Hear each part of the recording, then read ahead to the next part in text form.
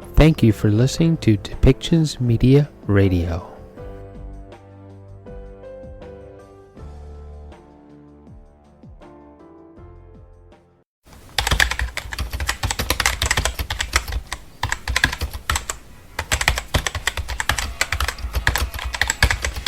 Welcome to Policy and Rights, the show about human rights and government policy.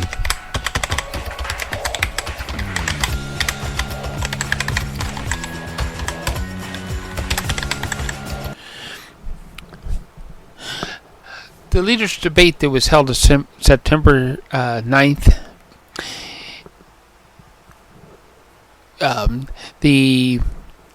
there were, of course, was the major topics about Afghanistan and climate change, and of course the pandemic, and what leadership could really mean to Canada, and how would each of these party leaders react as being leader of the country to specific things? What would they do? Well, as a result, our current Prime Minister was clearly on the defensive for a good bit of the night, and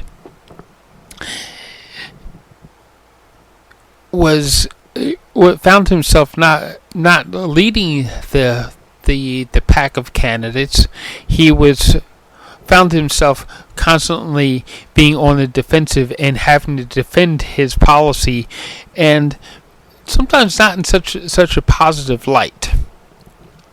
One leader that did, at least in my opinion, come out emerging on the top in several areas, especially in climate change and in defense of human rights regarding minorities and women, was Anna May Paul. She held herself together very well. She maintained her poise, and she stated what the Green Party would do and what the Green Party was about in clear terms. She was asked several questions about the state of disarray that the Green Party is in, according to at least visible to the public, and she responded with statements that showed a party that is coming together and is ready to work for the Canadian people. Aaron O'Toole, he showed up very well also, in that it was clear what he wants to do to help Canada. It is clear that how he wants to represent the Canada recovery. And Jagmeet Singh was, again, he was also clear on what he wants to see happen to help those people who may be disenfranchised now because, hey, we've been overtaxed, we've had this pandemic, and we felt left behind. And he is looking to help pick up those pieces for those people, and he stated so very well in what he had to say during the debate on September 9th. So, why don't we listen to the debate in its entirety? Again, it's going to be 2 hours. There are going to be times where you're just going to hear Justin Trudeau just trying to chime in on things because he's on the defensive and he's trying to defend what he has done and what his mistakes are. And at one point, Anna May Paul says to him is like, sometimes it's okay just to admit, man, I messed up. And at this point, maybe it would be a good idea it might be a good strategy for Justin Trudeau to say, hey, to Canada, I messed up. But this is how I'm going to make it better. It may be a good strategy for Justin Trudeau this time to admit all of his mistakes instead of saying this is the superior way and him trying to take the high road as the elitist and say, no, I screwed that one up and let's move forward and this is how we're going to make it better.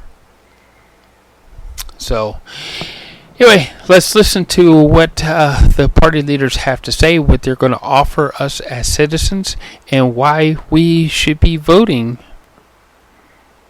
for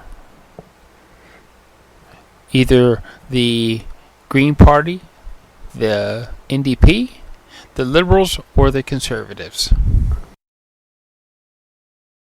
Live from Gatineau, Quebec, this is the 2021 Federal Leaders Debate. We're coming to you from the Grand Hall in the Canadian Museum of History on the traditional unceded territory of the Algonquin Anishinaabe people, a place for Canadians to reflect on the country's past. But tonight, we are looking ahead to the future. Good evening, I'm Shachi Curl. I'm the president of the Angus Reid Institute, and tonight I will be your moderator. Let's welcome the party leaders. Justin Trudeau for the Liberal Party, Erin O'Toole for the Conservative Party, Yves-François Blanchet of the Bloc Québécois, A pleasure. Jagmeet Singh of the NDP, and Annamie Paul for the Greens. Welcome, leaders. Thank you. Great to be here. Tonight's event is being produced for the Leaders Debates Commission by a media partnership including APTN News, CBC News, CTV News, and Global News. The debate is also offered in 10 other languages, including Cree, Inuktitut, Dene, as well as described video and ASL. Affordability, and COVID recovery. Tonight, four undecided voters and journalists, maybe the journalists are undecided as well, will be putting their questions directly to the leaders. And you leaders, you've agreed to tonight's rules and format. So, before we begin, please answer the questions you're asked. Do not interrupt each other. I don't want to cut you off, but I will if I have to, okay? All right, let's get started.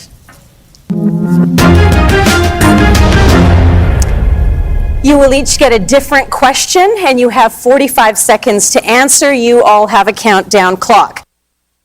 The theme is leadership and accountability. Your speaking order has been determined by draw, and Mr. Singh, you are first. Hi, Mr. Singh. Hi there. Mr. Singh, you are popular and you inspire many Canadians, but your platform is full of big promises. And when it comes to how you'll pay for it all, there's not a lot of details. Given this, how can Canadians know that you are really ready to lead? I really appreciate the question, and I want to say good evening to everyone tuning in. There is a serious question that people are asking themselves in this election. They're wondering, who's going to pay the price of this pandemic and the recovery? And we do have bold plans about how we can invest in people. But we are the only party with a credible plan that will not put the burden on people, that will not cut the help that they need, unlike Mr. Trudeau and Mr. O'Toole, who voted against making the ultra-rich pay their fair share. We believe that billionaires should pay their fair share. We should end the loopholes and the offshore tax havens that mean billions of dollars are lost, that we are not able to invest in people. We want to put the burden on those that are at the very, very top so we can invest in the solutions that people need, tackling the climate crisis, investing in housing. All right, thank you, Mr. Singh. Next to you, Mr. Trudeau. Because you wanted a new mandate, you plunged the country into an election even as the pandemic spurs thousands of new cases. But over the last 18 months, opposition parties have largely stood with you, putting the nation above politics. Why aren't you doing the same? How can you justify an election at this time? Thank you, Ms. Curl. I think, first of all, I want to thank Canadians for being here tonight, making an important choice, and also, quite frankly, for everything you've done over the past number of months to help get ourselves and our neighbours through this. Tonight, over the next couple of hours, you're going to hear some very, very different, very strong ideas that are radically different about how we're going to move forward through this pandemic to end it, how we're going to build back better. Those decisions are going to be taken by your government now, in the coming weeks, this fall, not a year from now, not 2 years from now. Could it not have waited a few months, Mr. Trudeau? I know you want to go harder and faster on vaccinations. I know you want to go harder and faster on climate change, and you get to choose exactly that in this election. All right, that's time. Thank you. Mr. Blanchet, to you. You deny that Quebec has problems with racism, yet you defend legislation such as Bills 96 and 21, which marginalize religious minorities, Anglophones, and Allophones. Quebec is recognized as a distinct society, but for those outside the province, please help them understand why your party also supports these discriminatory laws. The question seems to imply the answer you want. Those laws are not about discrimination. They are about the values of Quebec. And yet religious minorities, sir, cannot progress if they wear their religious gear. Quebec is not recognized as a distinct society. It's been recognized as a nation on June 16th by the Parliament. 281 votes said that Quebec is a nation, and everybody here seems to agree with that. No more distinct society, which never had any meaning anyway. Meaning, not meeting. So again, why the discriminatory laws and your support for it, sir? You may repeat as many times as you want that those are discriminatory laws. We are saying that those are legitimate laws that apply on Quebec territory, and there seems to be people around here who will share this point of view, which is a gain by itself for Quebec. All right, thank you, Mr. Blanchet. Ms. Paul, to you. For millions of voters, this is the climate change election. But at this critical time, you've been bogged down in internal strife. If your own party doesn't fully support you, how can Canadians trust you to lead through one of the most defining issues of our times? It's an excellent question, and it's an honor to be here tonight on the unceded territories of the Algonquin peoples. It has been a very difficult period, and do I wish that our party had been further ahead, particularly at this moment? Absolutely. Do I believe that we have wonderful candidates running all over the country that you should consider voting for? Absolutely. Being who I am and in this position has been incredibly hard. Being here tonight was not an obvious thing. I've had to crawl over a lot of broken glass to get here. I'm proud to be here. I'm proud to be the first of my kind. And because I am the first of my kind, I know that I won't be the last. Thank you, Ms. Paul. And to you, Mr. O'Toole. Mr. O'Toole, you recommend vaccinations, but you won't make your candidates get them. You have a climate plan, but you won't dump a candidate that shares climate conspiracies. You're on record supporting the LGBTQ2 community, but you allowed half your MPs to vote against legislation protecting them. Tell me, how can voters trust that it's you and not your caucus that will be in charge of a conservative policy agenda? Well, thank you, Ms. Curl. I'm a new leader of the Conservative Party, and we have a plan to get the country back on its feet after a difficult 18 months in this crisis. I'm a pro-choice ally to the LGBTQ community. That comes from my service in the military, where I served alongside people from all backgrounds, all orientations, putting the country first. And our platform, including a detailed plan on climate change, is about making sure we secure the future. Jobs, accountability, national leadership on mental health. So is it you, sir, or your caucus that's driving the bus? I am driving the bus to make sure we get this country back on track. And I'm here to defend the rights of all Canadians, women, members of the LGBTQ community, Indigenous Canadians. I want to make sure we all secure a future together. Thank you, Mr. O'Toole. All right, leaders, thank you. It is now time for our first face-to-face debate. Mr. Trudeau, Ms. Paul, you're up. Starting with Mr. Trudeau, based on this question.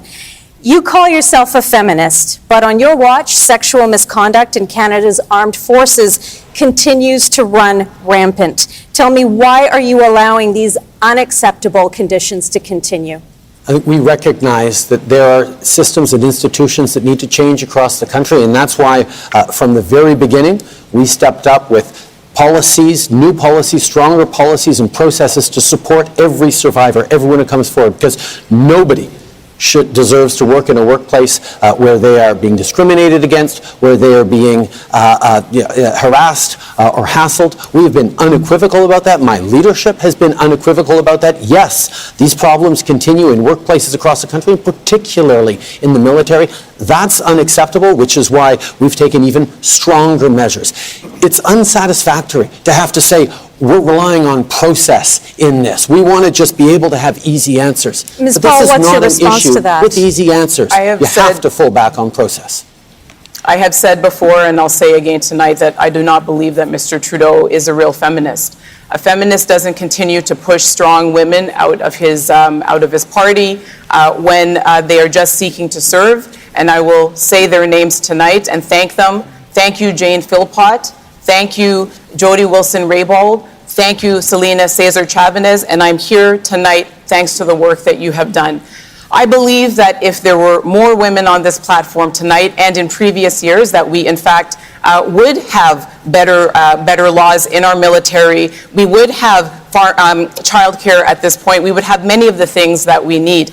I am the only woman other than Elizabeth May to be on this platform in the last 18 years. The Liberal Party has never had a woman lead it. I think it's time for the party to examine its I think, Ms. Hall, priorities. you'll perhaps understand that I won't take lessons on caucus management from you. And I think what that I you will know keep that I won't focused take on lessons for you, is as making you sure heard. that our first woman finance minister has moved forward on All right, Mr. childcare, Trudeau. Mr. and Trudeau, we've I'm sorry, demonstrated that's with the time. We have to gender move on. parity cabinet. Mr. Blanchette, Mr. O'Toole, and Mr. Singh, this next topic is for you to debate. Canada's transition to a green economy depends on pipelines. At a time when Ontario and Quebec face uncertain energy supply over Line 5, this country cannot extract nor distribute oil domestically. Our theme is leadership. Tell me, which one of you is best to lead on these complex issues? Mr. Blanchette, per the draw, you begin. I'm not very much interested in leading Canada. However, I am very much interested in making sure that Quebec is entitled to its own vision for the future. You know, in Quebec, we do not have energy issues that much because we are lucky. We are lucky. It's a bit of luck that we can produce green energy in a large amount. But the whole planet cannot afford this idea, this very Canadian idea, this very conservative idea, and as far as I know, this very liberal idea that we have to produce more oil, export more oil, believing that the money from it Ms. will Carroll. reduce gas emission, which won't happen. All Canadian families deserve an economic recovery, including families in Western Canada that feel left out after 6 years of Mr. Trudeau. When it comes to leadership, our natural resources sector is a leader in environmental social governance. Anytime Canadian resources are removed from the global supply chain, you know who fills that gap? Saudi Arabia, Venezuela, Russia. Well, all of these organizations and companies are getting their emissions down. Let's get emissions down and Canadian resources to market so that we can have jobs, When it comes to opportunity, leadership- and fight climate change. Mr. Singh. When it comes to leadership on the fighting this essential crisis, one of the biggest crises we're up against, we've got a difficult choice for Canadians. You've got on one side someone who doesn't believe there's a crisis, and then on the other you got Mr. Trudeau who doesn't act like there's a crisis. And what it's going to take is real leadership. Because the solutions are there. We can invest in green energy, clean energy. We can Mr. invest Singh, in a real renewable leader energy. doesn't give up on We can tens of thousands of workers We'll across never the give up country. on workers. We're Workers that are working hard But for their Mr. Trudeau, families, we are so a we can party- get our resources we are to a market. Okay, party one that is at based a time, on one at a down. time, gentlemen. Mr. I'll O'Toole, just- then back to you, Mr. Singh. Sure. Mr. O'Toole, I then want Mr. to Singh. see Canadians get back to work in all sectors and in all regions. And I'm proud of what we produce in our country, whether it's our resources or the resources in the heads of our young people. But We these need workers to need get a plan. emissions down Mr. Toole, and get our these energy to workers- market. These workers need a plan that's going to create jobs for the future. and that's a responsibility of government. We've seen 6 years of Mr. Trudeau, and workers can't afford another 4 years. What we need to do is invest in a diversified economy, clean energy. We need to electrify transportation. We can. need to invest in retrofitting homes and buildings. We need to have an create good incredible jobs for innovation workers plan, now. but we And need an can't allow economic these two recovery in folks all sectors. that have Leader- failed leadership workers. is not Mr. only- Last word to you, And Mr. Mr. Singh. Blanchet. Yeah. Last word to you, sir. Leadership is not only saying the words, it's proposing solutions, admitting a problem, which they're not doing. All right, thank you. My next question is for all of you. We've had some encouraging news out of Kabul overnight with the escape of 43 Canadians. That said, thousands of people who helped Canada during Canada's mission in Afghanistan have been left behind in their hour of need, and it is unknown if we will ever get them all out. To each of you, what would you have done differently? Mr. O'Toole, per the draw, you begin. Canada should never leave behind people that are at risk because they helped us. When Afghanistan was falling, there were 1,200 Canadians and hundreds more translators and others waiting for help from Canada. What did Mr. Trudeau do? You called an election, sir. You put your own political interests ahead of the well-being of thousands of people. Leadership is about putting others first, not yourself. Mr. Trudeau, you should not have called this election. You should have gotten the job done in Afghanistan. Mr. O'Toole, as of the Hold beginning... on, this is not open debate, leaders. This is a situation where we're asking a question to each of you. No problem, Mr. Trudeau. I'm trying to keep track I would myself. like him, Ms. Curl, Yeah. because he called an election in the fourth wave of a pandemic with fires in British Columbia and with unfinished business in Afghanistan, All Mr. right, Trudeau. thank you, Mr. O'Toole. I'm going to give the opportunity next per the draw to Mr. Singh. You guys will have tons of time to debate, so hang tight. Mr. Singh. Sadly, what's happened in Afghanistan is a tragedy that was something we knew about. We knew about the withdrawal date. We knew from President Biden what that date would be. And sadly, I agree with Mr. O'Toole on this one point that it was a bad decision to call an election while this crisis was going on, particularly because we've got allies on the ground that put their lives at risk to support our Canadian forces who are now looking at peril for their lives and may never get out of Afghanistan. We know the impact on women and girls in Afghanistan. It's heartbreaking, and it could have been avoided. Veterans had told Mr. Trudeau and his government for a long time that the current approach was not working. Those calls were not heeded, and as a result, we're in this really horrible situation. Thank you, It could have Mr. been avoided. Singh. Thank you, Mr. Singh. Mr. Blanchet. First, good news. I seem to understand from what I read a few hours ago that Kabul airport is now being open for some people to get out of the country, which is very good news. This should have been worked a long, long time ago. I agree with Mr. O'Toole that Mr. Trudeau should have put those people's interest before his own.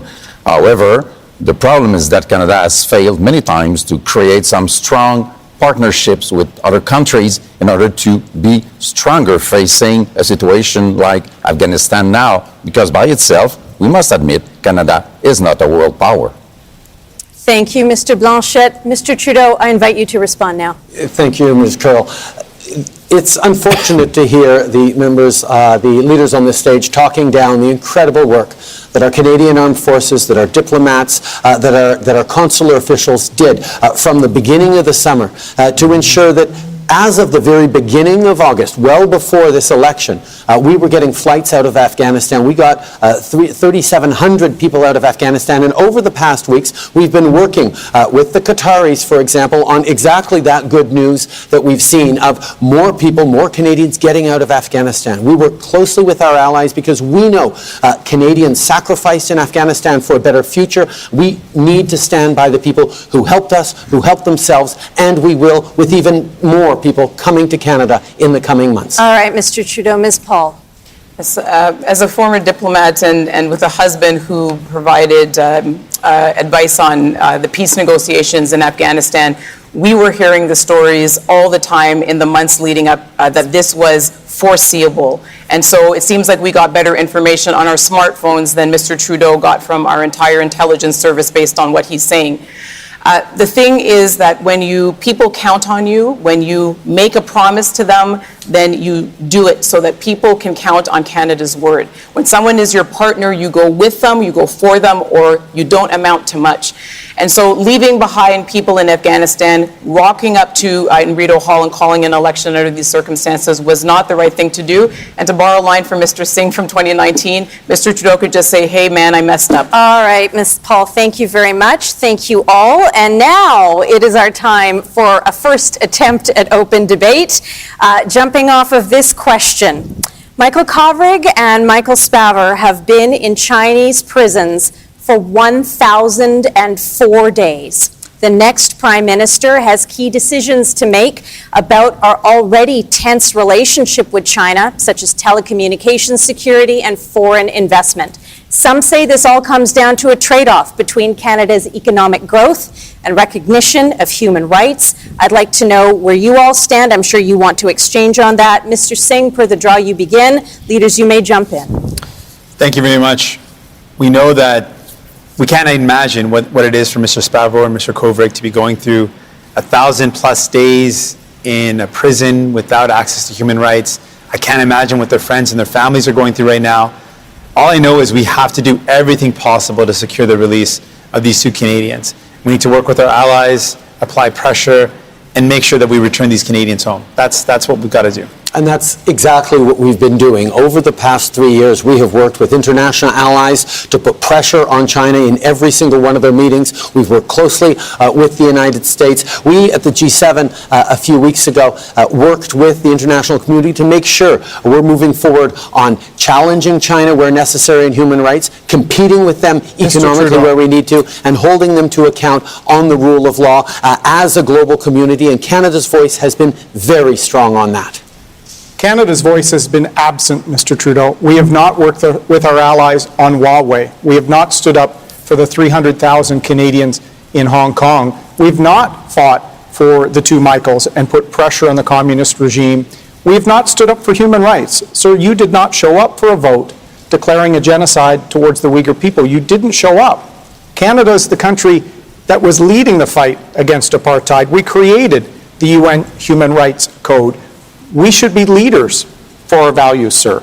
And you've let the Michaels down, and we have to get serious with China. If you want to let the Michaels and get the Michaels home, you do not simply lob tomatoes across the Pacific. That is what Mr. Harper tried for a number of years and didn't get anywhere. You need to engage in a sophisticated way with our allies every step of the way. You have to take the same position on Huawei, that's exactly on what steel, we have done on every step of the time. on cyber security, Mr. Trudeau. We are out of step, and our allies are wondering where Canada's gone.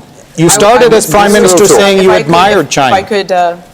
I'm coming to you, Ms. Paul. Just a second. I want to get to Mr. Singh, and then to you, Ms. Paul. I appreciate, thank you very much, the opportunity. I want to also we're talking about leadership and accountability. And in this pandemic, one of the moments I think of leadership that has been a failure is the fact that when we talk about leadership, it means finding solutions. And in our long-term care homes here in Canada, we saw the worst conditions in Mr. Singh, we're going to have time to chat with that later. The topic is China, human rights and economic growth. To you, Ms. Paul. Yes, and this is an area where certainly lines are being redrawn all across the world, and the main thing that Canada is going to have going forward in terms of currency is its word. When we make a promise, we have to keep those promises. That's how, when we need help, we get it. You know, my mom grew up on a farm in a small community, and she learned very young and taught us that you have to give your word to your neighbors, and they have to be able to count on it so that when you need help, they're there for you. And so when we don't show up, when we're asked for vaccines from COVAX, and then we take vaccines from COVAX, when the Uyghur ask us for help to declare a genocide and we don't do that, when we don't show up on the climate by setting targets that are ambitious, but at the same time in line with our international partners and do our fair share, then our word doesn't count for much, and then it makes it very hard for us to help people like the Michaels when they need us the most. Mr. Blanchet, did you want to get in on Throwing this? tomatoes might not be the solution, but I would submit humbly that doing nothing might not be the solution either. The Mr. Trudeau's record on human rights is not perfect. We might name the two Michaels, we might name Uyghur in Xinjiang, we might name Taiwan, Hong Kong, we might name Catalonia, and Mr. President, we might name the worst of all, Mr. Blanchet. Raif Badawi being still held in Saudi Arabia because Canada wants to sell weapon and military supply to Saudi Arabia, Mr. which is Blanchet, Mr. Blanchet, The Parliament voted. Okay, I will gentlemen, finish. one at a 2 time. seconds. The Parliament voted unanimously to give citizenship to Raif Badawi. Nothing has been done afterward. All right. On that point, Whoa, Mr. O'Toole, Mr. Trudeau, Mr. Singh. Mr. Blanchet is correct. Canada is needed back on the world stage. We may be smaller than China with respect to population and economy, but we are a giant when it comes to our commitments to human rights, to dignity, and to the rule of law. And we have to start working with our allies to take a more serious approach for human rights, standing up for our workers on fair trade, and making sure that our voice is a principled one on the world stage again. The problem with Mr. O'Toole and his principles is he says all the right-sounding things, and he's working on reassuring everyone that he's right there as a strong leader. But he can't convince his candidates to get vaccinated. He can't convince his MPs to All right, let's keep the theme. Mr. Singh, you wanted to get in. I'm giving the last word. I'm giving the last word to Mr. Singh. Mr. Trudeau, please. To you, Mr. Singh. Leadership means standing up. It means standing up for the Uyghur in China. It means standing up to defend people around the world. It also means showing leadership when it comes to fighting the climate crisis. We've got the worst record under Mr. Trudeau in the G7. So that's not leadership, certainly not. All right, thank you very much. Thank you, leaders. We are now moving on to our next theme, which is climate change.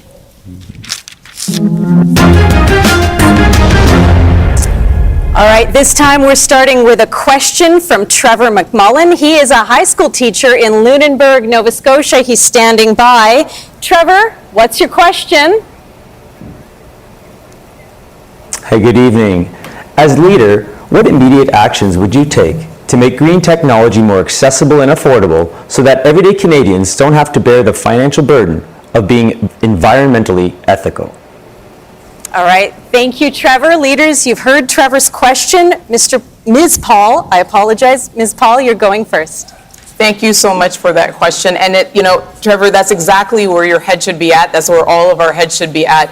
How can we use this opportunity to seize the moment to create a green economy? How can we incentivize every single person in Canada, every company, and every enterprise to adopt green technologies? How can we become a global leader? And so absolutely, if you look at our platform, you will see that we propose incentives all the way from buying electric cars, new and used, to retrofitting homes, to all of these items that will help make life easier for you and help for you to do your part. But this is a national and international issue. We need national leadership on it, and we need it across party lines. Thank you, Ms. Paul. Mr. Singh. Thank you. Thank you, Trevor. I really appreciate the question. And I'm sure you speak to a lot of young people as a teacher and are seeing the fear in their eyes, the worry and the desperation that young people have because they don't know what type of future they're going to inherit. And they're worried about the impacts of the climate crisis because it's hurting us now and it's only going to get worse if we don't do anything about it. And to invest in that future, we need to make choices. And right now, we look at the choices Mr. Trudeau has made over the past 6 years. He has promised to end fossil fuel subsidies, but instead of ending them, he has increased them to $900 million per year. That is money we could spend on investing in clean technology, in making it easier for people to access that technology and to do our part to fight the climate crisis. So it's a matter of choices. We can't afford another 4 years of Mr. Trudeau's choices. Thank you, Mr. Singh. To you, Mr. O'Toole. Thank you for the question, Trevor. I was raised by two strong women who were teachers, and they told me to be straight up. This is an area where the Conservatives, we had to win back some trust. We hadn't met the expectations of Canadians on climate change. It's an important issue for me as a father of a high schooler, and we talk about it all the time. That's why in April, long before the election, I put out a substantial package pricing carbon to meet our Paris targets. And what's interesting, our low carbon savings account will allow people to actually make green choices to lower their carbon footprint. This approach is innovative because it would allow all Canadians to know what their carbon footprint is and make those innovative investments to lower it. I think we all have a role to play, and our plan is detailed and we'll deliver on it. Mr. Blanchet. Thank you to be with us, sir. I hope you appreciate a little bit blunt answers. First, you put a ceiling on any production of oil and gas. You take all the money that the federal government is placing into that industry, even more by the Liberals than the Conservatives before, and you put that into green energy. And you take the money for Trans Mountain and you give it to Alberta for Alberta to initiate its own transition toward a greener economy. This is the way to do things, because if we don't do that and keep dreaming about reducing gas emission while increasing production, we will never get there. Thank you, Mr. Blanchette. Mr. Trudeau.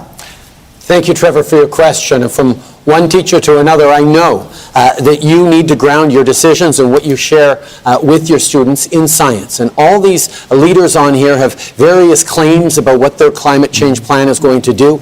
Unfortunately, if you look at what the experts and the climate scientists and the economists have said, we are the ones with the strongest plan to fight climate change. And how to answer your question specifically, how to make it more affordable for Canadians? Well, the first thing we did on that was bring in a national price on pollution that incentivizes businesses to go cleaner at the same time as it puts more money in families' pockets. We are going to put a cap on oil sands and oil and gas emissions and decline it until net zero and create those opportunities and investments that are going to make it more affordable for you and your students for many years to come. Thank you, Mr. Trudeau.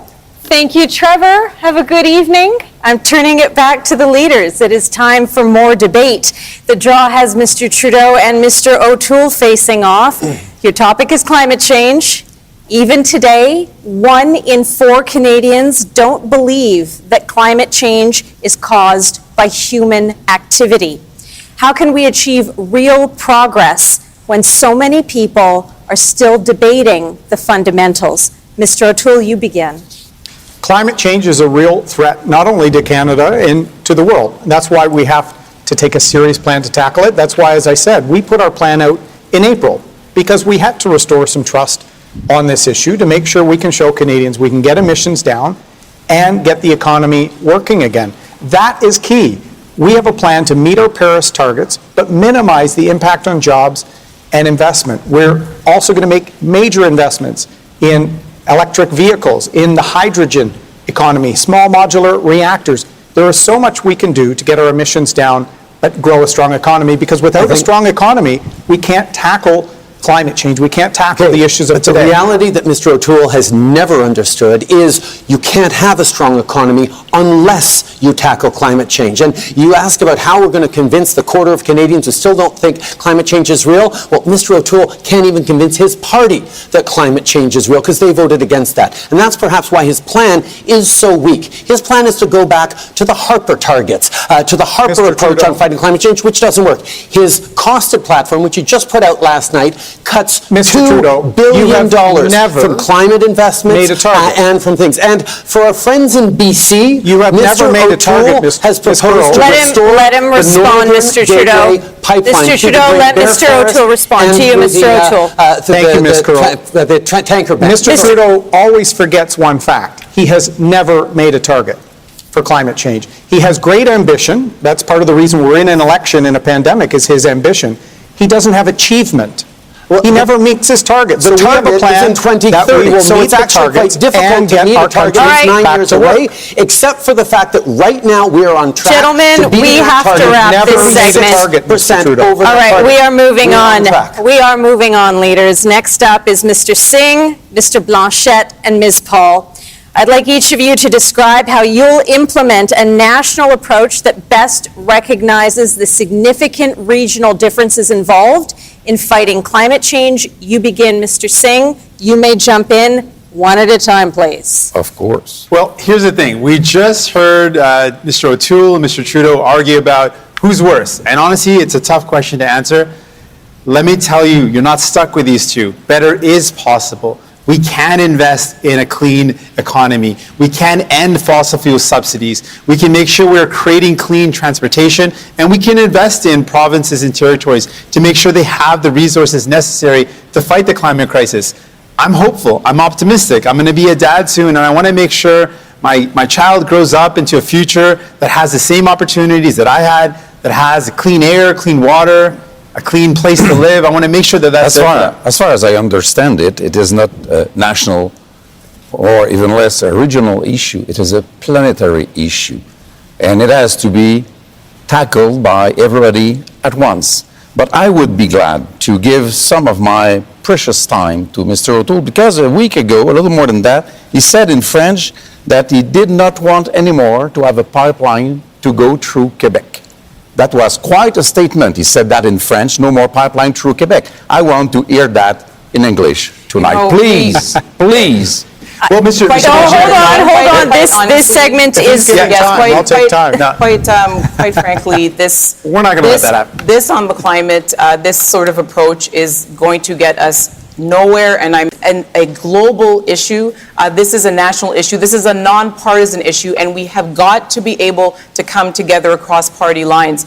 I said that I was available for a debate just on the climate because it's that important, but we've invited many times all of the parties to join us in a joint cabinet, a cross-party cabinet, to deal with this the way that we dealt with the pandemic, together. People were so inspired to see these leaders come together in the early days of the pandemic. We have got to bring that same approach here. Let's come together Mr. because Singh. that's what's needed. Thank you very much. I absolutely agree. We do need to come together. I can lay out what we shouldn't do and what we need to do.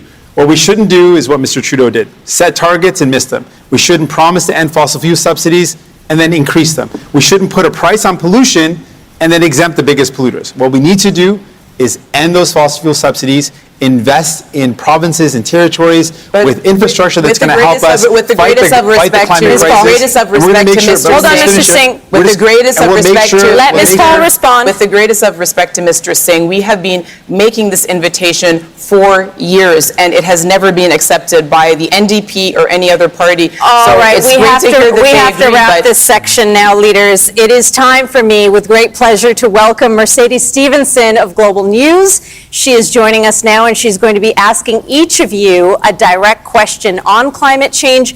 This round starts with Mr. Trudeau. Hi, Mercedes. Hi, thank you so much for having me. Hello, candidates. It's a pleasure to have the opportunity to ask you about a question that is on a lot of Canadians' minds, the question of climate change. Mr. Trudeau, starting with you. On your watch, Canada's greenhouse gas emissions have gone up every year since 2016, giving this country the worst emissions reduction record in the G7. According to the most recent data from your government, Canada's emissions in 2019 were just as high as they were 15 years ago. Environmentalists say that your performance is insufficient. If you're so serious about climate change, why are Canada's emissions still going up?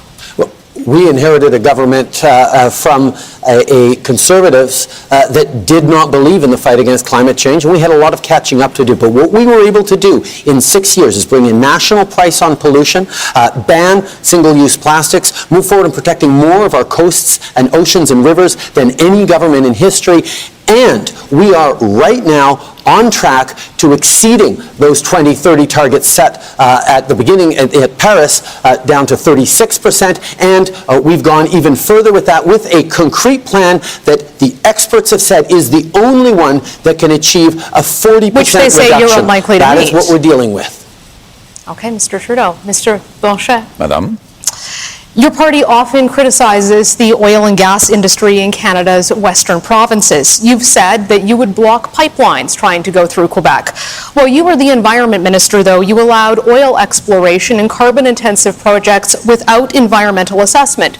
So why the double standard, and what do you say to Canadians who feel that you're blocking their prosperity? There were three issues that have been raised since I've been into this election.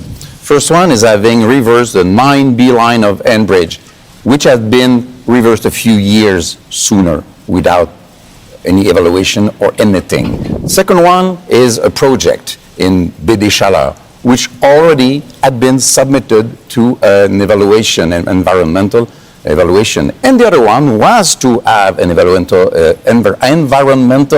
I will come to that, evaluation after the exploration. This is all a build-up made by the previously environmentalist Sylvain Guilbeault from the Parti Libéral, which the Prime Minister did not even know about when he attacked me with it. My record is also I've been having signed the carbon market with California, which is still considered the best way to tackle the gas emission through incentives and tariffs around, I wouldn't say the world, All right, at Mr. least North Blanchet, America. That is time. Mercedes, your next question.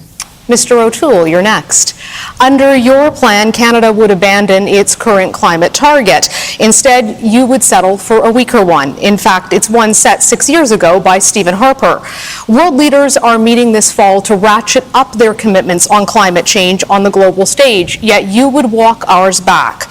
You've said that climate change is real and you've endorsed carbon pricing, but your target is the lowest of all of the major parties who are here tonight.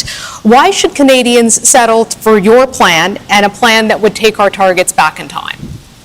Because Canadians deserve to have a plan and leadership to make the targets. Mr. Trudeau went to Paris. The targets I'm talking about making are the ones he signed on to, and then for 6 years did not make them. He likes to blame everyone else but himself for action. So what we did, because as I said, Mercedes, we have to build trust on this issue, we went out and worked with the top consultancy in the country to come up with a plan to price carbon, to get our emissions down to meet Paris, but to also get people back to work. After COVID-19, with $500 billion worth of debt put on by Mr. Trudeau, with a cost of living crisis, we also need to have a strong economy to get our emissions down. We will make our emission targets, and I think it's important for Canada to have a plan to meet what it signs on to internationally. Ms. Paul of the Green Party, obviously environment a big focus in your plan, calls for a 60% reduction in Canada's emissions by the year 2030. Other countries that are making that commitment don't face the same challenges that we do here in Canada. We live in a cold, northern, sprawling country, and our economy still relies on resource extraction, much of which you've said you would shut down completely in your platform. How would you offset the economic harm that would result from meeting such an aggressive target? Thanks for the question. And first, let me say that when I think about our future and I think about the future of energy, Canada will remain an energy superpower, but we will be a renewable energy superpower. And I think about my brother who was a roughneck out on the oil patch until the bust during the pandemic. And I think about his future, and I know that we have got to diversify our economy. But I tell the people of Canada today that what happens next is really up to you. We can keep moving towards a mirage, and that is what these promises are, a mirage that's just out there in the distance that we never arrive at. Or you can send people back to Ottawa from every single party who are committed to working together across party lines on the greatest existential challenge of our time and seizing the opportunity of a truly green recovery. Mr. Singh, you accuse the Trudeau government of being all talk and no action when it comes to climate change, and yet you won't even give Canadians a straight answer on whether or not you would cancel the Trans Mountain Pipeline expansion. You've had years as NDP leader to develop a climate plan. Your platform has lots of big ideas and big targets, but almost no details on how you would get there. Don't you owe Canadians a clear answer on your climate roadmap, and will you provide one tonight? Absolutely, and I'm honored to do so. We've got a bold plan that's going to take a lot of courage, that requires lots of investment, because we know how serious this crisis is. And we know what we're up against. Unlike Mr. Trudeau, we're not going to blame previous governments. We know that in power, we have the power to make a change. And if we vote for the same things, we're going to get the same results. So I want Canadians to know you have a choice. We are committed to ending. What is your plan, sir? We'll lay some of it out. One of it is to end fossil fuel subsidies, use that to invest in clean energy. We would make sure we prioritize investing in electrified transportation. We would invest in retrofitting homes and buildings to reduce our emissions. There is so much that we can do. We are confident we can do it. But there is a cost if we continue down the same path of conservative or liberals who don't take this seriously. You have a choice. All right. Thank you. Now it is time for open debate. Mercedes is going to keep you leaders on theme. I'm going to keep you on time and make sure everyone has a chance to be heard. Ms. Paul, we're starting with you. Back to you, Mercedes. Thank you. Canadians want their government to fight climate change, but they also worry about the cost for their families. And we know there will be a cost to this. Why should Canadians trust your party to see us through this?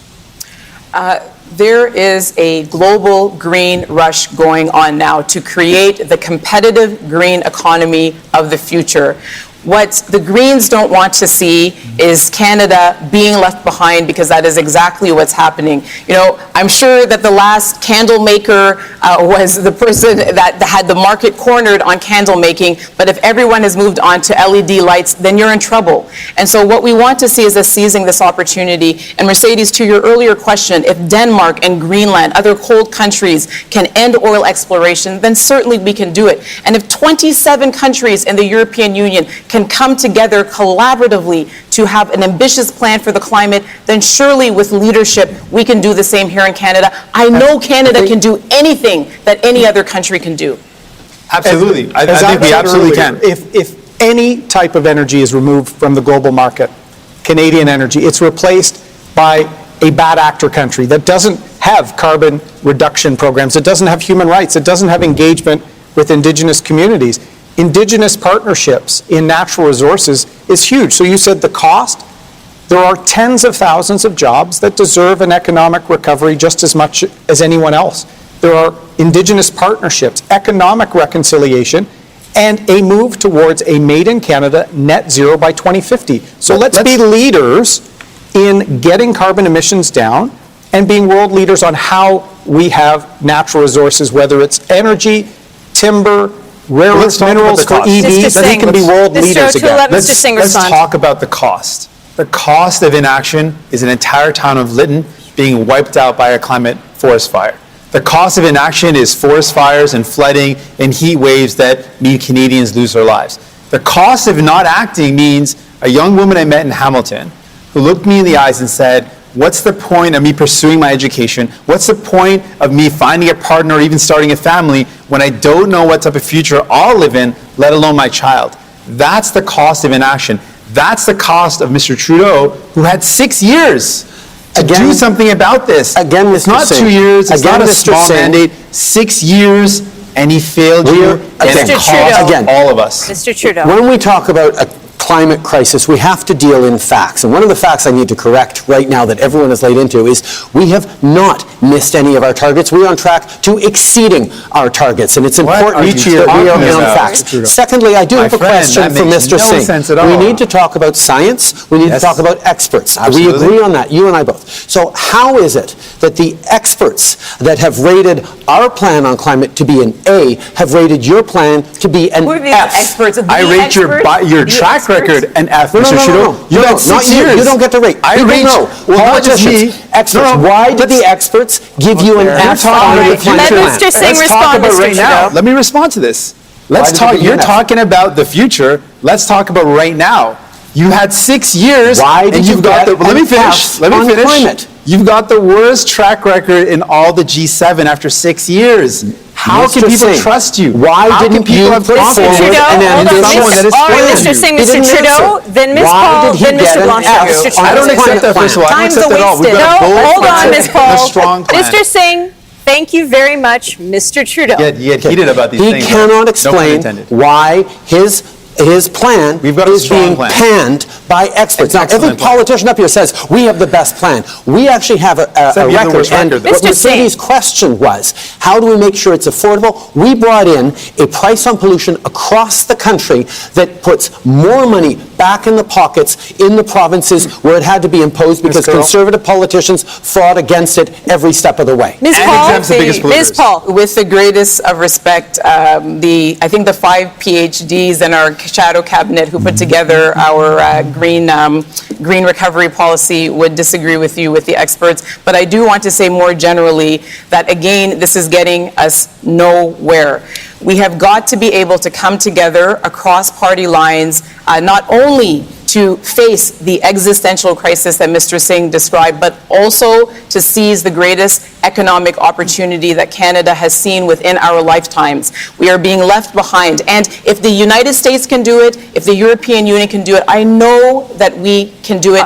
It's about a change in the culture. All right, thank you, Ms. Paul. Mr. Blanchette, did you The want to clock get shows in? that I'm quite behind everybody else, and I have 12 seconds left. Take I some will time, disagree sir. with the basic statement. There's possibility to create more wealth to absorb the cost of the changes that we need. We must stop opposing environment and creating wealth. It may go together well. this is the change that we have to do.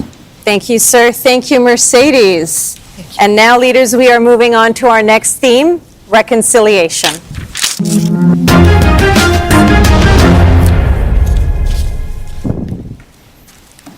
Now we are going to our first-time voter, Merrick McLeod in Sault Ste. Marie. He's got a question to all the leaders. Merrick, you're 18 years old. You're a first-time voter. What is your question to the leaders?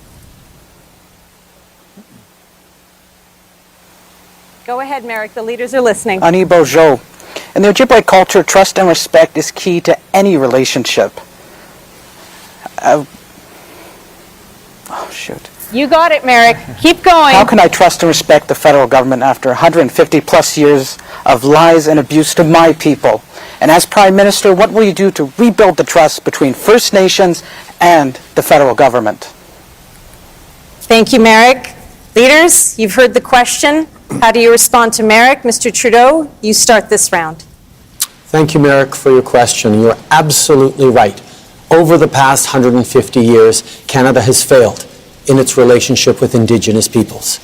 People who we should be working with in shared stewardship of the land, working with in partnership as we draw from the bounty and the beauty of this land to build a better future for all. That is why over the past 6 years, we have stepped up on the path of reconciliation. We have ended boil water advisories in 109 different communities. We have made sure that tens of thousands of young people get to go to school in better classrooms. We continue to move forward on fighting fighting for the missing and murdered Indigenous women and girls, and ensuring a true partnership as we move forward in respect. Mr. Blanchet? Your question is quite moving. I would say that no one is entitled to tell any nation what to do or what to think, and that every nation has to be recognized as such. Either it is a nation of 300 people, like there is in Quebec, or an 8 million people nation like Quebec is. It calls for a relationship between equals. It calls for a relationship in which nobody tells the other party that they are stronger, bigger, richer, and therefore you will do as you are told, even if we say it politely. And first, you provide clean water to everybody. Thank you, Mr. Blanchet. Ms. Paul? Yes, and thank you so much for the question, and I understand the anguish in it as well, because justice delayed is justice denied. And coming from a diaspora myself, where we have been robbed of our culture, of our languages, of our history, I have no idea where my ancestors were born or where they're buried. I completely understand how important this is and how frustrating it is not to have seen the action. I am tired of being up on these stages without Indigenous leadership here to speak for itself. Jody Wilson-Raybould, Mumalak Kalak, I'm thinking of you right now. And when Mumalak, Ms. Kakak said that without action, that the Parliament would be hollow, she was right. So Indigenous sovereignty, self-determination, nation-to-nation engagement, that is my commitment. Mr. O'Toole? Mr. McLeod, thank you for the question. And the way you phrased it is so important. Reconciliation is about trust and respect and restoring it after a century and a half of a federal government failing. That's why, as opposition leader, my first question when I rose in the House of Commons was on a call to action on reconciliation with respect to Indigenous health. We need to build partnerships. We need to restore trust. And that trust is eroded when you make commitments on safe drinking water on reserve, when you make commitments on the calls to action in the Truth and Reconciliation Report and have no plan to fulfill them. So I want to build partnerships and have Indigenous leaders have governance over the federal government finally delivering on our commitment to Indigenous peoples. Mr. Singh? Thank you very much, Merrick. Thank you for your question. How to restore trust? How do you restore trust when Indigenous communities suffer injustice and it continues in an unbroken line to this very day? How do you restore trust when you've got a Prime Minister that takes a knee one day and then takes Indigenous kids to court the next? And how do you restore trust in a country as wealthy as ours, a G7 nation, in the 21st century that still does not provide clean drinking water to every single Indigenous nation, it starts by actually walking the path of reconciliation, not with the empty words, but real action, clean water, nation to nation, and respect. Okay, thank you, Mr. Singh. Merrick, did the leaders answer your question?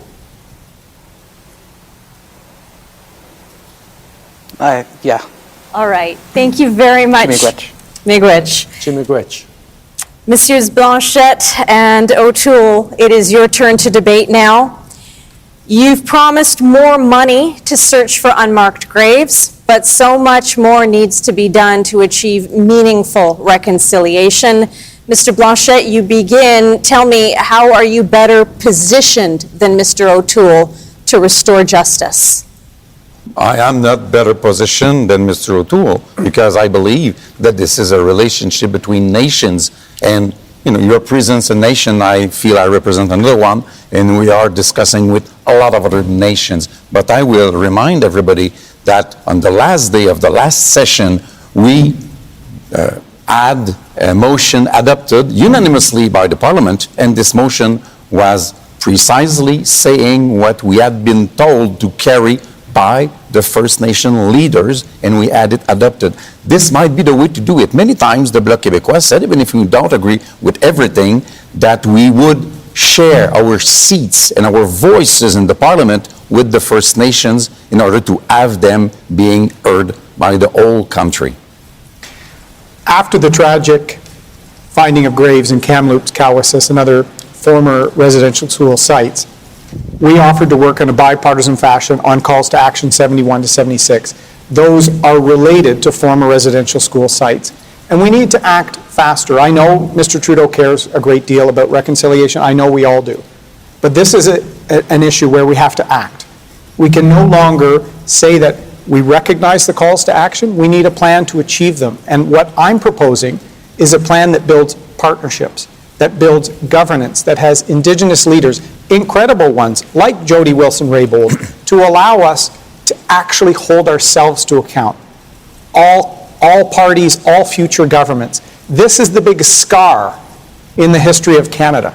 And we have to tackle it not just with good intentions, but with a good plan to deliver for all Indigenous people. Mr. Blanchette, I must briefly. say that the Prime Minister has nominated Gouverneur Général, I don't know how to translate that, who speaks Inuktitut, which is great, but does not speak French. Still, he does not agree with the idea of acknowledging, recognizing First Nation languages as official languages in his country. All right, we will leave that segment there. Ms. Paul, Mr. Singh, Mr. Trudeau, you're up. Tell me, what is your plan to end the ongoing disproportionate violence against Indigenous women and girls? Ms. Paul. The first thing is to make space for Indigenous leadership because, we have done all these things and made all these promises. We know what needs to be done. The recommendations are there in the calls for justice and the missing and murdered Indigenous women and girls report, and yet we still don't have the action. And so, as I said before, it should be Jody up here answering that question. It should be Mumala Kakak up here answering that question. We need to make the space for Indigenous leadership to guide this process, and above all, we need to make this a priority. All that is left now is political will. But that is exactly what we have been doing, Ms. Paul. When we called the national inquiry into missing and murdered Indigenous women and girls after years of governments avoiding doing that, we ensured that we brought the truth forward. And then we worked with Indigenous leaders groups, Indigenous women's groups to co-develop the action plan that we are now fully funding so we can get justice for the victims, healing for the families, and put an end to this ongoing national tragedy. It will take a lot of work by all of us, but we are walking this road in partnership because we know it needs to be done and there is much more to do. But Mr. Trudeau, sadly, and I don't take any pleasure in this, the calls to justice are out there and you haven't acted on them. And I meant it when I said you can't take a knee one day if you're going to take Indigenous kids to court the next. That's not leadership. Mr. Singh, That's you not gonna love make things that better. line about taking Indigenous not a kids to line. court. Oh. It's What? actually not true. We have Trudeau, committed to compensating say that? those You can't- you kids can't who went say through that. that. Listen, and what's seriously, more you can't than say that, that. this is important, Mr. No, you Singh. can't say you're not When taking them you to court talk when you're about- taking them to court. When you talk there about are kids out how there that have been assess. fought by you in court. Leaders, You I can't would say that. actually remind you the question that. is about violence against Indigenous women and girls. Let me recenter you on that. I appreciate it because he can't continue to say that. That doesn't make any sense. And Ms. Curl, I will say again, I said this last night in the French debate, this is why we need more diversity in politics. This is why we need people who are most directly impacted by issues to be able to speak for themselves, because we are drifting off into things. We have only dedicated 2 minutes to talking about how we are going to bring true justice to Indigenous women in this country, if we could Ms. stick Curl, to the topic. Mr. Ms. Trudeau. Curl, on this topic, and it was brought up in the earlier one, and we talked about Indigenous women, I want to talk about those kids buried in unmarked graves across the country, because it was a tragedy for all Canadians, one long known by Indigenous peoples. But when I went to Cowessess to speak with Chief Casmus Delorme, we not only grieved those kids, we signed an agreement, a landmark agreement, to keep kids at risk in their communities, to take them out of the provincial system. That is how we move forward. It took years to sign that agreement, but we got it, and we are empowering Indigenous communities Mr. to care Trudeau, for we're their out own of kids. time. Mr. Singh, I'm going to give you very brief moment to respond. Briefly, we're over time. We need to implement all the calls to justice. We need to listen to Indigenous women and girls. We need to make sure that they're safe, and we have the steps that they've laid out that we need to follow. All right, thank you very much, leaders. Now I'm really pleased to welcome Melissa Ridgeon of APTN News. Melissa is going to be asking you each a direct question on our theme of reconciliation. Your first question, hi Melissa, is to Mr. Blanchette. Over to you. Tanshe, thank you all pleasure. for being here. It's a pleasure to be here with you to ask some questions for our APTN audience. Mr. Blanchette, I'm going to start with you. You know, numerous government reports, including in Quebec, have sounded the alarm that systemic racism exists, from Joyce Echaquan dying as she's taunted by hospital staff, to policing, the justice system. What will you do as Bloc leader to address systemic racism in your own province, in Quebec, and also elsewhere in Canada? First, never underestimate the weight, the sadness of those dramas. Second, I recognize the existence of systemic racism in June 2020.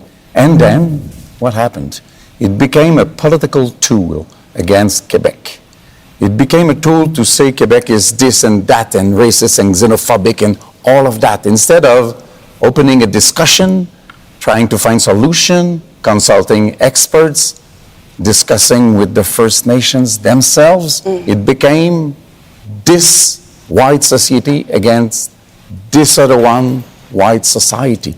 We build nothing, so the words became toxic. I'm What are you going to absolutely do? Where open do to we the go from there, idea then? of discussing all of that on a quiet stage without this being aggressive as this debate has become. All right, Mr. Blanchette, we have to move on. Your next question, Melissa. This question's for you, Ms. Paul. You know, Canada has more children in government custody right now than at the height of residential schools. New legislation, child welfare legislation, actually takes the onus on and puts it on the First Nations communities to bring their kids back, cleaning up the mess that Canada has created, essentially. And those children are going to have to be brought back to all of those same problems that still exist that were the grounds for apprehension. What would you do in the House of Commons to make sure that poverty and trauma issues are addressed? Thank you very much for that question, and absolutely, we mentioned that not that long ago in one of our statements that the residential school system had been replaced by children in care, and that this was just perpetuating the legacy of trauma. It really comes back to what I said before, which is that the Indigenous leadership is there. It is ready to guide all of these processes. We have all of the recommendations we need. What we are missing is political will. What we are missing is those who have been in power for a very long time, making space for new voices and diverse voices. I actually had to pull my jaw up, which just dropped, when I heard what Mr. Blanchette said. I invited Mr. Blanchette to get educated about systemic discrimination. I extend that invitation invitation again, I would be happy to educate him. It's nice to want to educate This me. is my time, sir. It is. Thank you. So nice time to insult people. That was not an insult, it was an invitation to educate yourself. This is leader direct questions. There Melissa, should be you're some Mr. decency in Blanchet. this debate. Since I'm many minutes behind everybody else, there should be some Mr. decency Blanchet, in you the have had every debate. opportunity to It's your jump in an open responsibility, debate. not mine, but some things And cannot I be am said. fulfilling my responsibility, sir. Melissa, we're going to keep moving on. Is Your it my next- turn? It is your turn. Thank you. Mr. Trudeau, this is for you. You know, your Liberal government has turned Indian affairs into two separate, massive bureaucracies that eat up large portions of funding that will never see it on to reserve. It doesn't leave the bureaucracy. You know, you've promised clean drinking water, but billions of dollars later, that's not happened. Many still do not have clean drinking water. You know, Canadians and Indigenous people are losing patience with the lack of results from all of this spending. So I guess the question is, why would they believe you this a third term, that they would get results and you would be accountable for all that spending? One of the enemies of progressive politics, Melissa, is cynicism, is discounting the hard work that millions of people have been involved in over the past years. And yes, there's always more to do. Progressives always know there's more to do. But when we came into office, there were 105 long-term boil water advisories. We lifted 109 of them, and for each of the ones that are remaining, we have a project lead, a project team, and an action plan, and we're going to lift those all. There are tens of thousands of kids across this country, Indigenous kids, who've started the school year in new schools or refurbished schools. We have moved forward on settling more agreements and more land claims and more partnerships than any other government over the years. We continue to work in partnership and respect and invest more money in Indigenous communities than any previous government. And no, we're not done yet. We have more to do. The money, I don't think anybody's questioning the money spent. I think that they're questioning the results for the money that's spent. My next question is to you, Mr. Singh. You know, federal forces, including the RCMP and the Department of Fisheries and Oceans, have been used throughout Canada's history to prevent First Nations from exercising their treaty rights to fish and to hunt and to defend land and water. This is happening right now on both coasts, including under the NDP party in British Columbia with regards to fishing and logging. So my question would be to you, as Prime Minister, what would you do to ensure Indigenous rights and title are finally respected in this country? I really appreciate the question. First of all, we need to respect Indigenous treaty land and rights. That's a fundamental step towards walking the path of reconciliation in a real meaningful way. But you mentioned the RCMP, and I got to talk about the really sad reality that there's been violence, heavy-handed violence, against Indigenous communities, against peaceful protesters, and I have long called for reform of policing. When I was in the provincial level, I fought against carting. I've continued to use every platform I have to say we've got to stop the use of force, we've got to overview it, we've got to change the RCMP's mandate, and that's something we can do at the federal level. That's something that Mr. Trudeau said he would do and yet has yet to do, and it's something I'm committed to making sure happens. Mr. O'Toole, next question is for you. You know, you voted against the UN Declaration on the Rights of Indigenous People that would share decision-making power with Indigenous people over what happens on their land, and you also want to criminalize Indigenous dissent that's expressed through blockades or protests. So the question is, if you're Prime Minister, how could Canada build a respectful nation-to-nation relationship with Indigenous people? Thank you, Ms. Ridgen. And this goes very similar to Mr. McLeod's question on trust and respect. I want to build those partnerships. And that's why our only concern with the United Nations Declaration was how free and prior informed consent was defined so that it didn't stop partnerships from being formed. I'm really glad to say one of the early leaders behind the UN Declaration, Chief Willie Littlechild, has agreed to serve as a special counsel to me on the implementation of that to make sure that there are partnerships and opportunities. What I want to do as Prime Minister is build that type of nation-to-nation dialogue and partnership so that the next generation has intergenerational wealth and opportunity transfer, not trauma.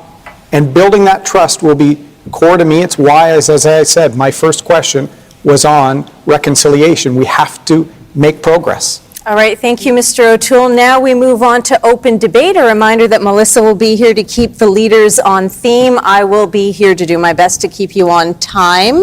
And all of you have an opportunity to jump in after Mr. Trudeau begins with a question from Melissa. Okay, I think if there's one thing that Canadians and Indigenous people can all agree upon, it is that this Indian Act system is not working for anybody. How would you dismantle this broken top-down system, and what would you replace it with that would ensure that Canada still is living up to its constitutional obligations to Indigenous people? First of all, we are looking forward to dismantling the Indian Act. It is a commitment of ours, but it is not something that Ottawa gets to decide. And what replaces the Indian Act will vary from community to community as we live up to our obligations. And that's why over the years, as we've moved towards self-government, we have accompanied communities, some who want to start with health, some who want to start with education, some who want to start with economic development. Every community, every nation across this country gets to help define what its path is forward. We will be there to listen, to partner, to build a better future every step of the way. The way to go forward is to listen to leaders. And Mr. Trudeau ignored one that he had in his own cabinet, in Jody Wilson-Raybould. That was a huge lost opportunity. We've been speaking to people with how we can accelerate treaty resolution. There are some treaty negotiations, Ms. Ridgeon, that have been going on, as you probably know, for decades. We need to solve it, and we need to work with Indigenous leaders. There's incredible Indigenous leaders in nonprofits, in the private sector, in industry, in academia. We need to use that governance capacity to finalize treaties and build partnerships. Absolutely. Because the best way forward is success for Indigenous peoples alongside their neighbors, alongside Mr. Singh and then Mr. Trudeau. I'm coming to you, Mr. Trudeau. I'll Mr. just jump Singh. in on this one point. I think absolutely the solution has to be Indigenous-led. And I think that's the starting point. And for a long time, we've seen that there's been a top-down approach that has to change. It has to be Indigenous people at the table. But I want to talk about the impacts, so just we understand how severe this is, how the Indian Act is creating injustice and perpetuating injustice. I spoke to B, who's a young woman, a young girl who lives in Niskandiga, and she told me in her own voice, she said, I'm a 12-year-old girl and I'm fighting for clean drinking water. How does that make any sense? Those words haunt me to this day. I think about what 12-year-olds do, and they certainly aren't fighting for clean drinking water. That is a legacy. That is the impact of the Indian Act. I want to go back to what Mr. O'Toole has been saying, because he's very able at saying all the right things, but there are countless examples of him actually not living up to his words. We've seen him on a number of times during this campaign, but on Indigenous issues specifically. He says we need to listen to Indigenous peoples. Well, he proposed that he would raise the flags that are at half-mast for the kids in unmarked graves in residential schools. And he didn't talk to or listen to any Indigenous leaders when he made that decision. And that's something that is important and symbolic, but wouldn't cost a cent. How do we believe that he would be able to actually make the investment earlier necessary? I'm going to give Ms. Paul and Mr. Blanchet a chance to jump in. We haven't heard from them yet. Time permitting, I'll come back to you, Mr. O'Toole. And I really, again, want to I asked Mr. Trudeau to move immediately. Hold on, Ms. Paul. I really just want to try to re-center our conversation on Indigenous peoples and what we are going to do to fulfill the many unfulfilled promises and commitments that have been made. And I would say, perhaps to pick up on what has been said, that it seems all too often that reconciliation is treated like a buffet. You can opt in for this, pick this plate, but not the other one. And that applies to what we've seen with Mr. Trudeau and the Liberals. You can't, on the one hand, say reconciliation and then go and not allow Mi'kmaq fishers to be able to have a decent, moderate living for all of these years. You can't call reconciliation and then take Indigenous peoples to court. But Mr. Singh, you also can't say reconciliation and then support the NDP government in putting pipelines through Indigenous territories, or support Line 5 after the Anishinaabe made it very clear that they did not support that project. Ms. Paul, I'm going to allow Mr. Blanchet to get in. He's been signaling he wants to. Yes. I will come back to the two of you. Mr. Blanchet. First Nations and Quebec have something in common. They are binded by a document they never signed. And any relationship between nations should be dealt with freely signed treaties or agreements or something. The Indian Act has to be replaced one nation at a time, if need be, by and with freely signed treaties and agreement. There's no other way. And if I may come back a few seconds on something else. Quebec wants religion out of the state affairs because religion never protected equality for women and never will. We are over time. I'm going to give you both a chance to briefly respond. Mr. O'Toole, then Mr. Singh. Briefly, please. I am proud of this country, and I think if you love your country, you can dig deep to make it better. So as Prime Minister on the National Day of Reconciliation on September 30th, I will raise the flag with a commitment to move forward on calls to action. Mr. Trudeau promises things, doesn't deliver, and then when people protested him, he mocked them. That is not reconciliation. So you can be proud of your country as you strive for it to get better. All right, thank you, Mr. O'Toole. Mr. Singh, briefly. I think that Mr. Trudeau may care. I think he cares. But the reality is that he's often done a lot of things for show and hasn't backed those up with real action. And the harm is that Indigenous people continue to suffer. And that's what I want to stop. I want to stop the suffering and lift up Indigenous people by being 5 allies. seconds, Mr. Trudeau, then we got to go. Mr. Trudeau, 5 seconds. Unfortunately, the cynicism that Mr. Singh is showing on saying we did nothing is harming reconciliation and the path we're moving forward. We have lots more to do, and we are All right, leaders, thank you. Thank you, Melissa. Merci, merci. Marcy. And now it is time for our fourth theme for the night, affordability. It's time now to bring in Janet Falla. She is a senior working part-time in Burlington, Ontario. Good evening, Janet. Please tell us what your question is to the leaders. My question is this: at my age, I never imagined that I would have to keep on working, but I have to afford to live where I do. So I'd like to know, when they become Prime Minister, what will they do to help us seniors survive? Thank you, Janet. Leaders, you've heard Janet's question. We're starting with you, Mr. Blanchette. Merci, Madame.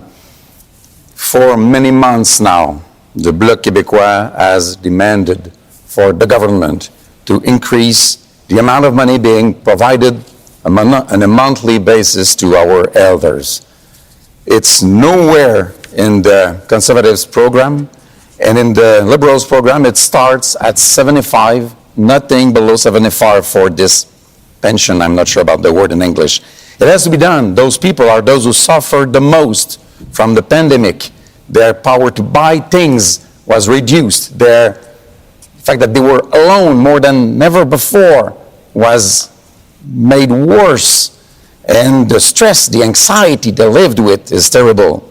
We want something to be done, and it has to start with a monthly check, seriously increased. Thank you, Mr. Blanchette. Mr. O'Toole.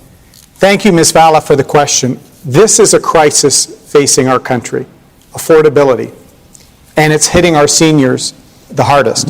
That's why in Canada's Recovery Plan, our plan to give you a break, we're going to double the Canada Workers' Benefit. There are many seniors like you having to work to keep up with the cost of living. We're going to double that for you to give you a break. We're going to get bills down for internet, for cellular phone. We're going to get grocery bills down. That is our plan and our commitment. And in December, we're going to give you a break with the GST holiday and help bricks and mortar stores in the process. Mr. Trudeau is borrowing every day $424 million, and he's causing an inflation crisis. We have to secure our future, and that's our commitment to you. Thank you, Mr. O'Toole. Mr. Trudeau. Ms. Fallish, thank you so much for your question. We know that seniors have been deeply affected by this pandemic, the isolation, the extra costs, which is why we stepped up with a one-time support so you could help get through this pandemic. But we need longer-term supports. One of the first things we did was increase the guaranteed income supplement for our most vulnerable single seniors when we first got elected. We're doing that again in our proposal in this election. We're also moving forward with increasing the OAS for all seniors over 75, because we recognize that the costs continue to increase as you get older and continue to want to live at home. We're giving you more supports so you can stay at home safely and make those renovations importantly. We will continue to have your backs as we have through this pandemic and into the future. Thank you, Mr. Trudeau. Mr. Singh. I want to thank you so much for your question. And one of the things that you mentioned is that you didn't think you would have to keep on working. And I don't think our seniors should have to work. If seniors want to contribute by working, that's absolutely their right. But you shouldn't have had to work.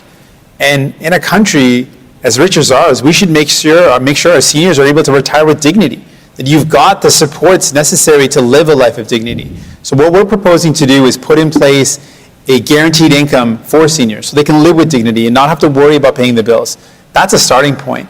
What we've seen so far is that Mr. Trudeau and Mr. O'Toole both are going to either cut the help that you receive or put the burden back on people like you. We believe that the ultra-rich should pay their fair share for once and invest in you, invest in families, invest in people. Thank you, Mr. Singh. Ms. Paul.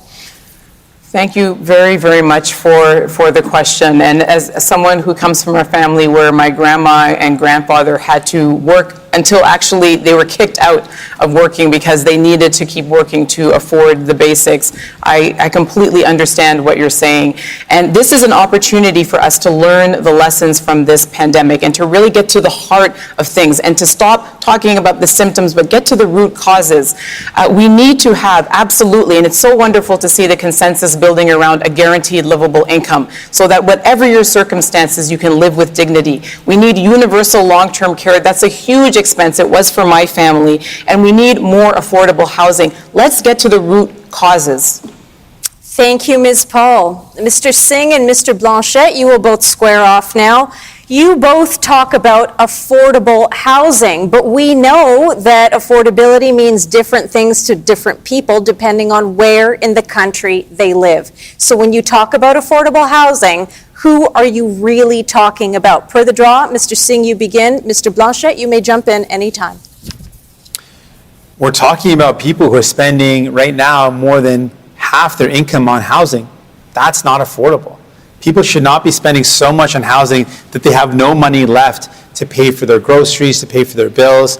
And the sad reality is, since 2015 to now, the average cost of housing nationally has gone up to buy a home by $300,000. So far, the housing crisis has gotten worse over the past 6 years. We want to invest in housing.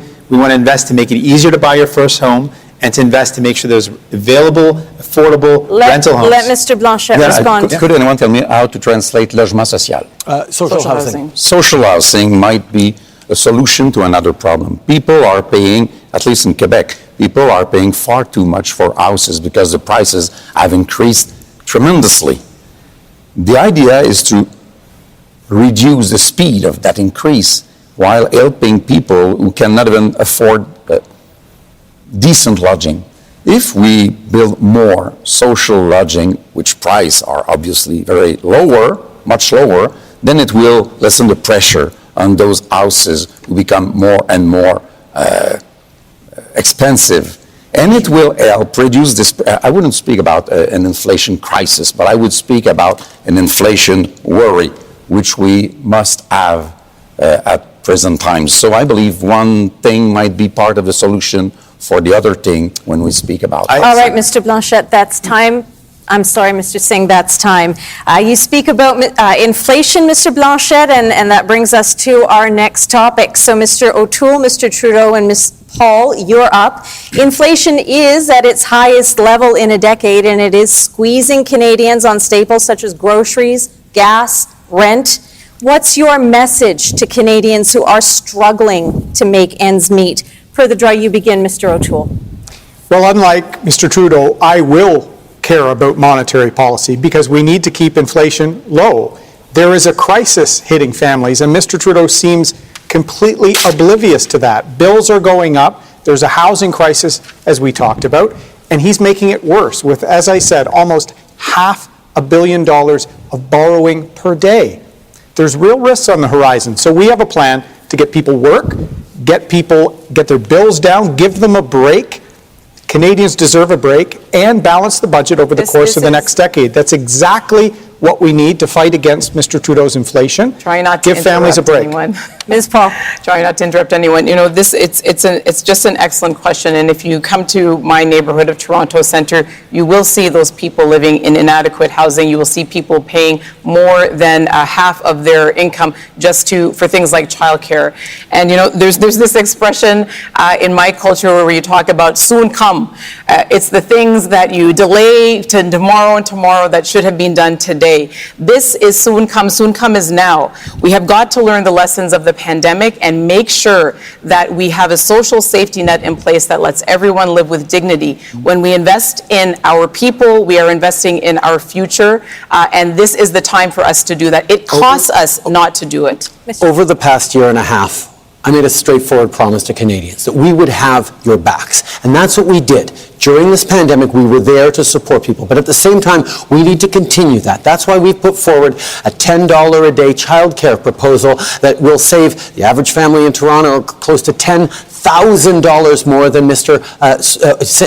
O'Toole's approach on childcare, which he would cancel. We also put forward a national housing plan that will invest $4 billion to work with municipalities to create 1.4 million homes. Mr. O'Toole's Let him respond, Mr. O'Toole. Mr. Trudeau, let Mr. O'Toole respond. Sorry, let me just finish this. The housing Mr. crisis. O'Toole's plan on housing gives $500 million on breaks to the wealthiest It's landlords completely and untrue. nothing Mr. O'Toole. for building new The houses. housing crisis has gotten worse under Mr. Trudeau, and months ago he fought against us trying to take foreign non-resident money out of our housing market. We've got a plan to get rental housing built. We've got a plan to get density, 1 million new homes in the next 3 years, With no and money to give on that first-time home buyers Not a cent a break towards that, by a Mr. longer O'Toole. mortgage. And Mr. Trudeau, Canadians are worried.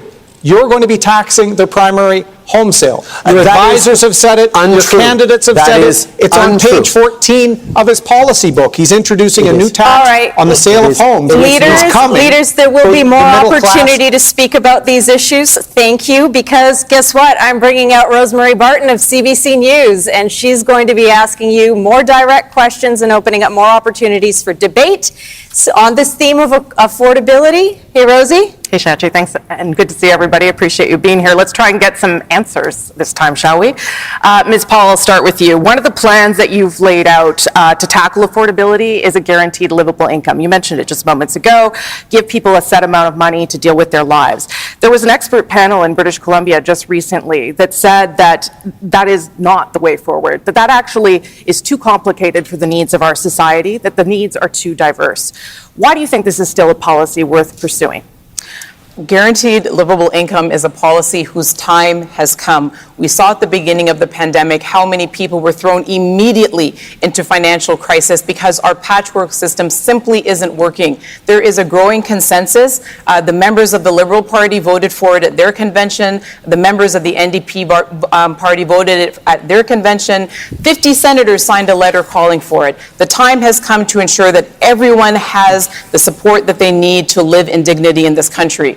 The Parliamentary Budget Officer looked at guaranteed livable income. He examined the model in Ontario, and here's what he said. He said that it would lift half of the people who are in poverty now out of it, that it was affordable, and that it would not disincentivize work. This is the time for a guaranteed livable income. Let's do it together. That's time. Thank you. Mr. O'Toole, childcare, as you know, is a huge expense for families. You would scrap the deals that the Liberals have made with provinces, which drops fees by 50% immediately and creates spaces, and eventually will reduce fees to $10. Instead, you're proposing a tax credit that would reimburse just some families $6,000 a year. So what does your plan do to create spaces and lower fees? Because as you know here, it's not just about affordability, but also about access. It's about helping all families now, not in 5 years helping some. And our plan would help lower income families with up to 75% of the cost. Our plan will also help that nurse on shift schedules that has jobs in the evening, that needs flexibility. What we want to do is help all families get ahead But if the nurse can't find a spot, Mr. O'Toole, what does she do? If the nurse can't find a spot, what does she do with her This gives her children? as much flexibility as possible. If there's not one in her suburban community, there is no space in 5 years under Mr. Trudeau's program. We want to give families the tools to make the best decision for the position they're in now, to have ability to help them in their circumstances. Our plan will be immediate. It will help all Canadian families. Mr. Singh, you're promising to tackle skyrocketing housing prices. One of the ways is with that 20% tax on the sale of homes to foreign buyers. 2/3 of Canadian families actually own a home already. If you're successful at cooling the housing market, that would mean that people who have invested their life savings in their homes may not have it anymore. They're relying on that for their retirement. So what is more important to you? Helping younger people get access to the market, or allowing older Canadians who rely on the value of their homes to live? It's a really fair question. And when I spoke to people, I go door to door in my riding of Burnaby, people who've got beautiful homes. I ask them, what's the number one concern? They say housing. And I kind of look around at their house and say, well, you've got a home. They say, well, I'm not worried for myself. I've got a place, but I'm worried about my kids. And they're more concerned that their kids will never be able to find a home than their own circumstances because they're okay. They are worried about their kids. And the reality is, it is impossible for young people to even imagine buying a home, let alone renting a place that's in their budget. So we've got to get the big money out of housing. Young people, young families, professionals shouldn't have to compete. So your answer is that it is more important for young people to get into the housing market rather than protect people who have equity in their home We now? can do both. And our plan is that everyone's telling us the number one concern they have for their kids is that they're not sure they're ever going to be able to own a home. We want to change that. It's gotten worse with Mr. Trudeau. We're going to fix it. Thank you. Mr. Blanchette, nice to see you, sir. Seniors, as you were talking about off the top, they're really worried about the increased cost of living. You, as you said, have criticized the Liberals for increasing old age security only for those 75 and older. But statistics show time and again that older seniors are less likely to have employment income, and they actually have higher health expenses. So why should an increase in seniors go to all seniors instead of those who need it most? First, let's say that this Prime Minister is supposed to be the champion who fights against all kinds of discrimination, and he did create himself two classes of elder seniors. What they want is for those between 65 and 75 to spend their private funds in the meantime. No, but I've just given you the example about why. I've just given you the example about why the government may have done that, sir. It's because people who are 65 to 75. Please? May I follow up, please? That those people generally stay employed and generally have fewer health costs. Those people have worked all their lives until 65 years old. They have paid for a pension that should be the same for everybody. And for some financial issues, the government creates two classes of seniors. It is unacceptable, and no calculation whatsoever should be so unethical. All right, thank you, Mr. Blanchette. We are now moving to the open debate section. I just have a question for Mr. Trudeau, I believe. I'm very sorry. If you don't mind. I don't think we should let him off the hook. I think we would all agree. I got a little mixed up there. Making some of our arguments. Well, we'll make you uncomfortable now, sir. There we go. You said in 2019 that Canadians should never have to make the, and these are your words, impossible choice between paying for medications or putting food on the table. We have seen you, particularly in these recent months, willing to spend billions of dollars on programs that matter to your government. Daycare would be another example of that. Why is there no money in your platform or in your most recent budget for a national pharmacare program? Is it no longer a priority, and should you not just tell Canadians that, sir? No, it continues to be a priority because, indeed, no one should have to choose between paying for groceries and medications. On health investments, we were all focused on COVID-19 and supporting the provinces and making sure that on that we were giving the support we needed so we could have Canadians' backs. But at the same time, we worked with a number of different jurisdictions, and we've actually signed with Prince Edward Island a national universal pharmacare. You've signed one deal, sir, but there's nothing in your platform in terms of costing. I understand the pandemic kept you busy. What about going forward? Why wouldn't you put that in place? Going forward, we are going to continue to, but we know that it's not something we did with Prince Edward Island. We're going to continue to do with others in respect of the provincial jurisdiction that is delivery of health care. We can't impose pharmacare on a province that doesn't want it, unlike the NDP proposes. We are going to work in partnership, as we have on so many things, to get it done like we did on childcare. Okay, and now we're going to move to open debate. Starting back with you, Rosie. Okay, and we start here, I believe, with Mr. Blanchette. Yeah. That's correct. So, Mr. Blanchette, what is one policy change that you think would make the biggest difference to Canadians or Quebecers, in your case, in terms of their cost of living? The one change that you would like to see that would help them the most? Cost of living, that's quite interesting because that's a worry that we have. We believe that the most important thing is changing the way we create wealth. We believe that transforming our own resources, natural resources, with our own clean energy in our regions of Quebec will create more wealth. This wealth will come from an environmental, I will get this word, environmental preoccupation as well. And we will do that, and we should be entitled to do that with our part of the money that is being sent again and again in oil and gas. There's one thing I want to add, even if it's not exactly, I don't know if there's time eventually. Not really, but quickly. I will take a few of those seconds. Yes. Will we have some seconds to speak about French-speaking communities and Acadians? Well, not in this debate? section. This is about cost of living, sir. And to you, Mr. It's Singh. nowhere. That's my problem. It's nowhere. One of the things we know, the cost of living has gone up. The cost of medication is going up. The cost of being able to afford the medication that keeps you healthy. Mr. Trudeau, $0 in your fully costed budget means zero commitment to getting it done. You don't have a fully costed $0, platform. but you've shown your evidence. With your costed budget, you've shown Canadians clearly you've got no interest in doing something that you promised to do in your 2 years ago. Mr. Singh. You promised to do it 2 years ago. You committed, you campaigned on it, you included it in your throne speech, and now you've completely abandoned it. How can people trust any promise you make when there's $0 in your plan? Okay, brief response, then Ms. Paul, then I'm coming to you, Mr. O'Toole. Briefly, Mr. $25 billion in our fully costed platform for health for the priorities that Canadians have told us on.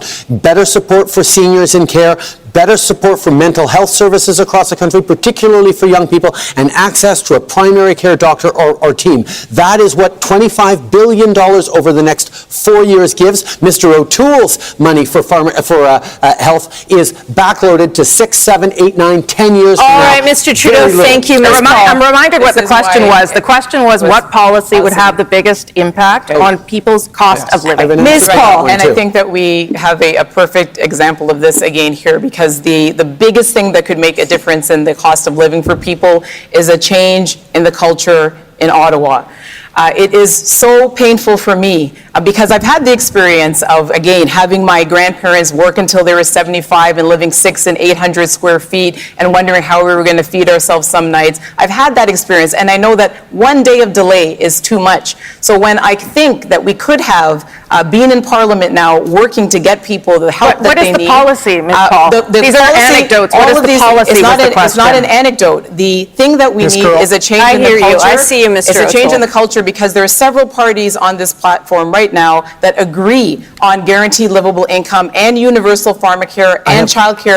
That is always soon come. It's always soon come. All right, thank you, Ms. Paul. Mr. O'Toole, you've been waiting. I'm going to get you in. We're doubling the Canadian workers' benefit. That amounts to a $1 per hour raise for working families. These are people working very hard, and I respect whether they get up to work a shift in a restaurant or work to open their small business. We're going to have your back. We're also going to get costs down. We're the only party with a recovery plan that includes all Canadians. And when it comes to cynicism that Mr. Trudeau talked about earlier, all of the commitments continue to be a priority. He's going to get to the calls to action. He's going to have transparency. He's going to make targets. He announces things and never delivers. Mr. Trudeau, a prime minister has to deliver on the word. Not just fancy words to make promises, a plan to get there. By the way, Mr. O'Toole, I won't take lessons from you on making promises and not following up. When we see you're beholden to the gun lobby, we're holding to the anti-vaxxers, you're beholden to... Remember, this is affordability, and Mr. Trudeau, I'm sorry, we're out of time now, sir. I've been responding to people. Can I answer Rosie's question directly? You have 5 seconds, sir. We were able to lift 1 million people out of poverty and create 1 million jobs at the same time with the right kinds of investments over the past 5 years. And Mr. Trudeau, I'm sorry, sir, I have to wrap you right there because it is now time for our next theme on COVID recovery. Rosie, thank you so much. Thank you very much. Thanks.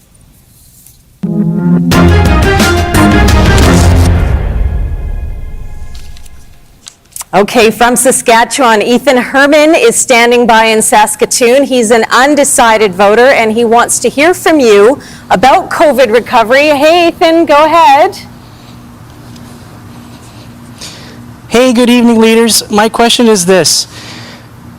Coming out of this pandemic, how will you, if elected as Prime Minister, going to unify and drive Canada forward with respect to healthcare, jobs in the economy, and ensuring a higher quality of life is achievable for all Canadians, regardless of race, color, creed, or sexual orientation. All right, leaders, you've heard from Ethan. Mr. O'Toole, you're up first.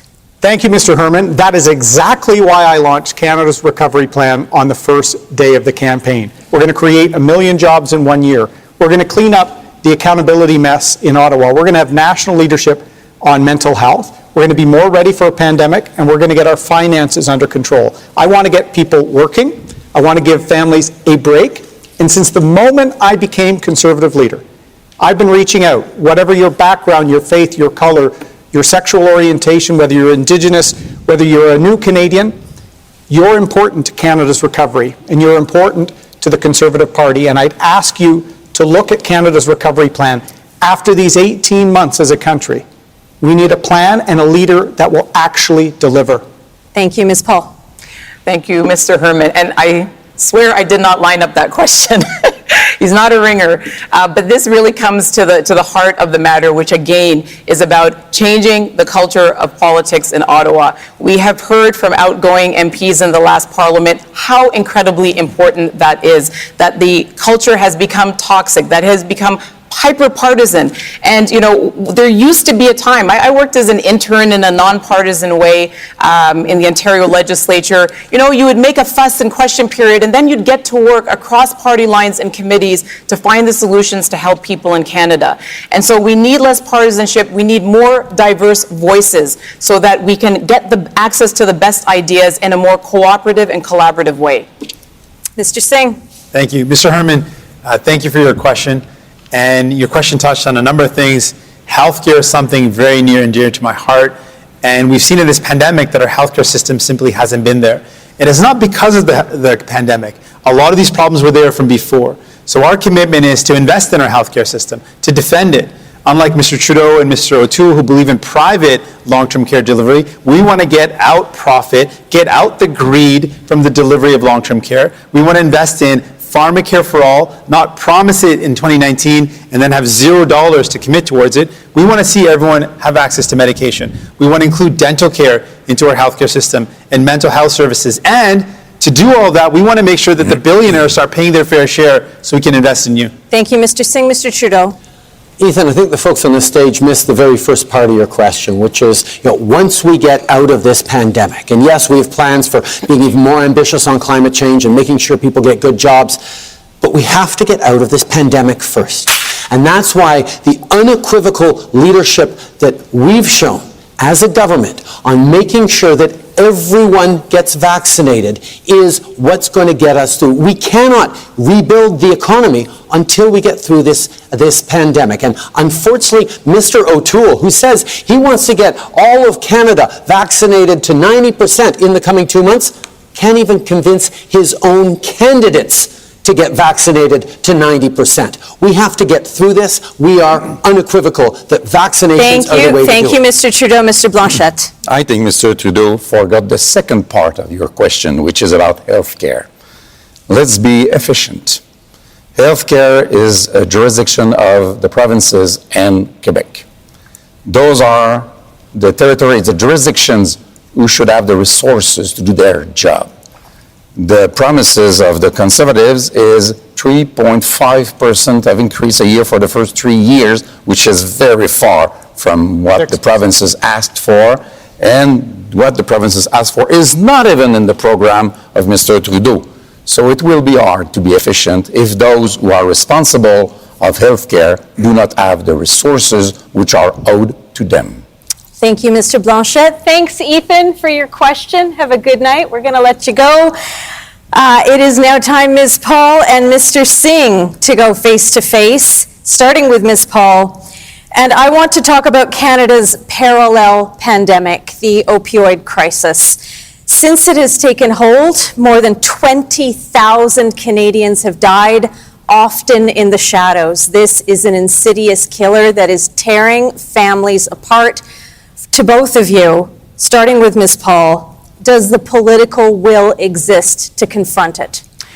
We called many times during the last session of Parliament across party lines again for us to first recognize that this was a national health emergency and then to decriminalize simple possession because we know we need to end the stigma and create a national safe supply program. We asked every party to do it because 17 lives on average are being lost every day. We didn't hear anything from anyone, and it comes back to Mr. Herman's question about unity. Can we not unify on something like this where it's clear what we need to do? If we can't do that, then none of these other things are possible, and so that's what we have to try to do. We definitely need to respond to this crisis with everything we have.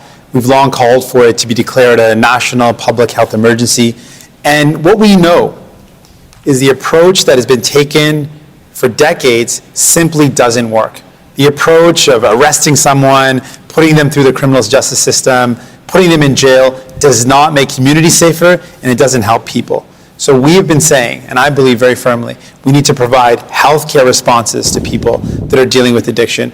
We need to make sure we are doing everything we can to secure a safe supply. We need to look at the evidence and say really clearly, if there is any step we can take that'll save lives, we've got to take it. So there's a lot to do, but does the political will exist to do it? That is exactly the question. Is there the political will? There is, Will we on behalf of the there Democrats. doesn't seem to be, because we need a national Well, I safe got the supply will. program. We wanted it before Parliament dissolved, and here we are, and lives will be lost in my riding of Toronto Centre probably today because All of right, it. Ms. Paul, I have to wrap you there. It's good to hear, Mr. Singh, that it is at least coming from you. Mr. Trudeau, Mr. Blanchette, Mr. O'Toole, this round to you.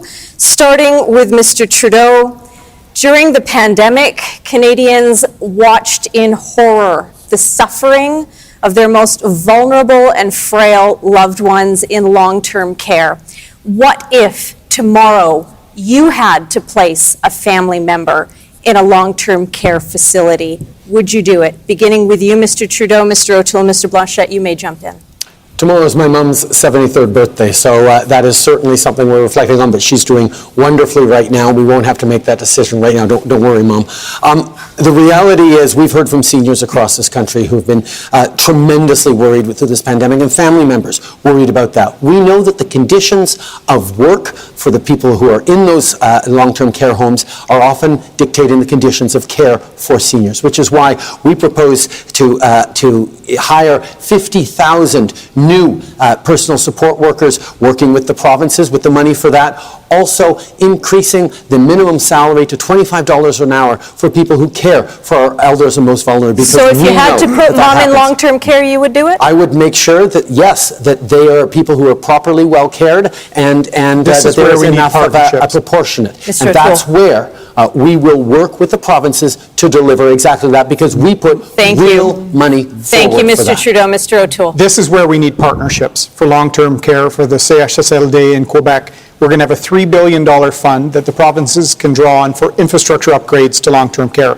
That's in addition to our record, almost $60 billion commitment over 10 years to the public healthcare system. Universal access with no conditions. We need to partner with the provinces, not create fights. And long-term care, learning from the gaps in the first part of this pandemic is something we need. And I have to address... Would you put a loved one in long-term care Absolutely. tomorrow, I have Mr. a O'Toole? grandmother in one, right. and we've been in touch with her. But I have to touch on what Mr. Trudeau said about the recovery. We have to get through the pandemic first. Why did you not have that approach to the election, Mr. Trudeau? We're in the fourth wave. Everything in the recovery relates to getting out of the pandemic first. Why didn't we work Mr. Blanchette, I'm going to let Mr. Blanchette in. You have had 4 minutes more than I did. So now I think it's enough. The debate is almost over. Some dads and some moms don't have to worry.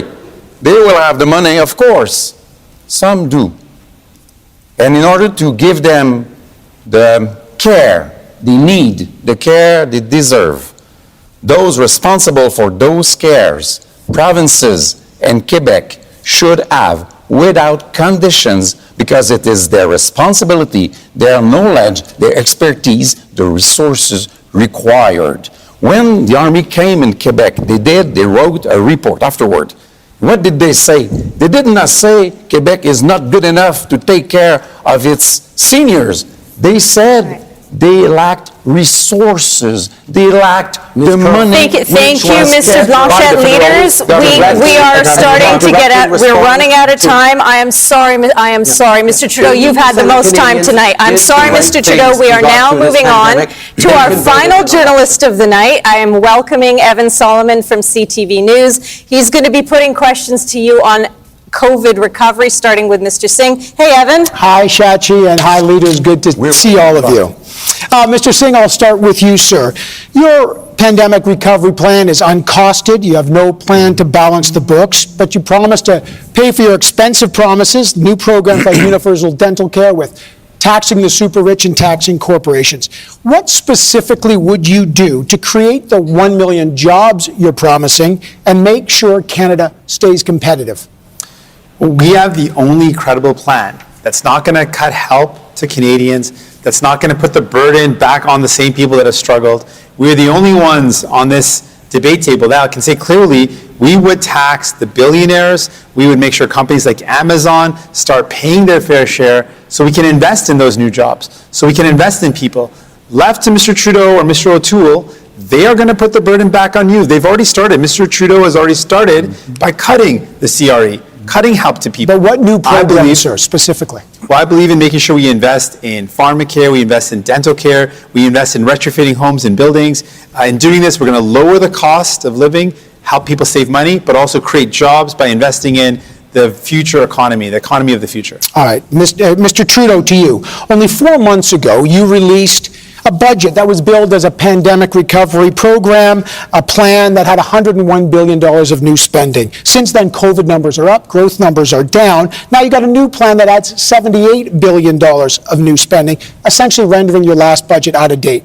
How do Canadians trust that these new massive spending promises will not just keep growing in another few months? And what do you say to the next generation who say, how are we going to pay for this? First of all, I made a promise during this pandemic to have people's backs. Every time I came out of my house early on in the pandemic to talk directly to Canadians, I told them I'd be there for you. And that's exactly what we've done. And it wasn't just being there for people because we're nice, although of course we are. It was being there because that is the best way to ensure a strong recovery. Now, yes, our budget showed our ambition for this country, including with $10 a day childcare that Mr. O'Toole is planning on ripping up. But it also shows a responsible fiscal track. And even with our fully costed platform that is even more ambitious on the fight against climate change, on housing, on supports for people, the debt of our country as proportion of the GDP continues to decrease. Yes or no? Is it important to have a plan to balance the budget because you don't have one? Yes or no? It is important to stay fiscally responsible, and that's what we're doing. Our debt continues to decrease Okay, we got as to a move share on. of our GDP. We got to move on. Ms. Paul, to you now. You have not been clear if you support the need for vaccine passports or mandatory vaccines for federal workers or even mandatory vaccines for your own candidates. Given that the fourth wave is really a pandemic of the unvaccinated and threatening to overwhelm many healthcare systems, how do you justify not supporting the very measures that have proven to be most effective at increasing vaccination rates? Evan, we just filmed a video today asking everyone to get vaccinated. We have been unequivocal in our support for vaccinations. Mandatory vaccinations and vaccine passports. Well, again, this is just this is again where policy gets put aside for partisan advantage, because everyone on this stage understands that everyone who can be vaccinated should be vaccinated. We need to encourage people to do it. Vaccine saves lives. And every single person on the stage has also said that, of course, there are going to be people who are not able to get vaccinated for certain reasons, and we have to reasonably accommodate them. We will always be guided by the science. We will never put partisan concerns ahead of public health. Mr. O'Toole, you promise a $60 billion increase in healthcare transfers over the next 10 years, but according to the Independent Parliamentary Budget Officer, it's actually only a transfer of $3.6 billion for the next 5 years, which is not much different than the status quo. But you also support private-public synergies, in your words. Can you specify here tonight exactly what kinds of private healthcare innovations you want to see more of? And if a province introduces more private health care, would you enforce the Canada Health Act by holding back any of your promised funding? I 100% support our public and universal system. I've said it's paramount. And after COVID-19, we need to rebuild it. So we have the most substantive plan to do that. 6% increase per year, stable, predictable, without conditions funding to partner with our provinces. We will respect them running and putting priorities to get wait times down, to give more choice, for universal public access. That's what we need. On top of that, Evan, we have a substantial commitment in mental health and treatment for addiction. There are going to be lingering aspects from this pandemic that we're going to do in addition. But just, the provinces are in charge of their system. We will respect that. Public and universal elements need to be at the core of our system, and our investments will save it and give relief to front lines like our nurses, physicians. Mr. Trudeau doesn't hire those people. Okay, just for time. All right, we got to wrap you, Mr. O'Toole. Mr. Blanchet, Quebecers relied on the federal government for life-saving vaccines and key programs like the CERB. And as you mentioned, the Canadian Armed Forces came in to save people in long-term care homes in the province of Quebec. Some believe this crisis has enforced the argument for a strong federation and undermines your fundamental argument of separatism. Given that, if the federal government, say, gives $1 billion for long-term care homes, which Quebec failed to protect, why should they not also enforce national standards? I have still not heard from all those brilliant people all over the place and all over Canada what a Canadian can do that a Quebecer cannot do. In what way whatsoever would a Canadian norm be any better than a Quebec norm? I don't see that. And I'm not, I don't have this complex. I don't feel that I'm any lesser person than a Canadian because I'm a Quebecer. National standard. If you pay for something, should you be able to enforce it? National norms or standards. And I would say that the Premier Legault of Quebec today said no one is to be entirely trusted in this group of people. Some are worse than others. I think they recognize themselves. But even those who are a little bit less terrible need a watchdog because they're not entitled to a majority government. So, if Quebecers want, I will lead the watchdogs. Okay. This is the open debate section. And I'll start with you, Mr. O'Toole, but everyone please jump in, not all at once. The pandemic recovery is about the future path of Canada. And all of the leaders here tonight have made promises that require historic levels of spending. But as you all know, politics is about hard choices. With some Canadians still in real need of support and other industries experiencing real labor shortages, what specific programs will stay and what will go in the next year, and who will pay for all of this? Mr. O'Toole. That's a great question, Evan, because we didn't see the government adapt to the changing crisis. What we supported, and we all worked together, the wage subsidy, the CERB, needed to be adapted as there were labor shortages in Quebec, as we can't find enough people for restaurants and service industries. We need to target the highly impacted sectors. That's what our plan, Canada's Recovery Plan, does. We get those service, tourism, restaurants back on their feet, get people working, and with keeping cases low, we can then wind down the other programs because we need to focus on work. We have a job boost that will actually incentivize the hiring of people that have been out of work for 10 months or more. Mr. O'Toole, let Mr. Singh in. Mr. O'Toole and Mr. Trudeau are jumping over each other about who's going to cut help to people first. I don't agree with that approach. I don't think it makes sense to say, I'm going to have people's back, but I'm going to cut as quickly as I can. I'm going to cut the help to people who need it as much as they can. We're the only party right here clearly is going to say to you, you're not going to have to pay more. We're not going to cut any programs. We're going to ask the 44. We're giving working Canadians. Hold on a second. We're going to ask the 44 richest billionaires pay their fair share for I lunch. think That's what everyone we're can going to do. respond to that because this is the second time that Mr. Singh has said we're the only party where just us. Mr. Singh, you know that. Hold on, Mr. Singh. No, unless you're trying to ghost me, you know that we also okay. Sure. So yes. As well. That's okay. Thank you. Thank you. All right, Mr. Trudeau, you're trying to get in. Mr. Singh continues to pretend that it makes no difference whether there is a progressive government or a conservative, or progressive government or a conservative government. We know that it makes a huge difference to families, whether they have $10 a day childcare, whether they have a government that has their back, a government that has a plan to move beyond the Harper targets on fighting climate change. Now, Mr. Singh may feel that for the NDP it makes no difference who forms government. I know for Canadian families... Mr. Blanchet, you haven't been in yet. Mr. Blanchet. Translate subvention salariale. wage subsidy. Wage subsidy. Did any of you three guys refund the wage subsidy that you received? We Up stopped to it about now. $3 million. That would be something, at least for the principal. After that, We can there's support an workers. important issue, labor shortage. They are promising jobs, they should be promising workers. Yes. We need people to work, and that raises the question of productivity. This is the most important So issue, and some programs should be turned toward that issue. Mr. O'Toole. In this pandemic election that Mr. Trudeau called, after everyone asked him not to, he says he doesn't worry about monetary policy and inflation. Now he's saying he doesn't ever intend to balance the budget. He's spending $424 million a day more than Canada's But what bringing programs, in. the question was, We what need- programs will stay? We and need what to will go? wind down the program we need. support We- programs in a I can fair respond way to that directly. and get We- the country working We again. have got to remember. Thank you. We have got to Last remember.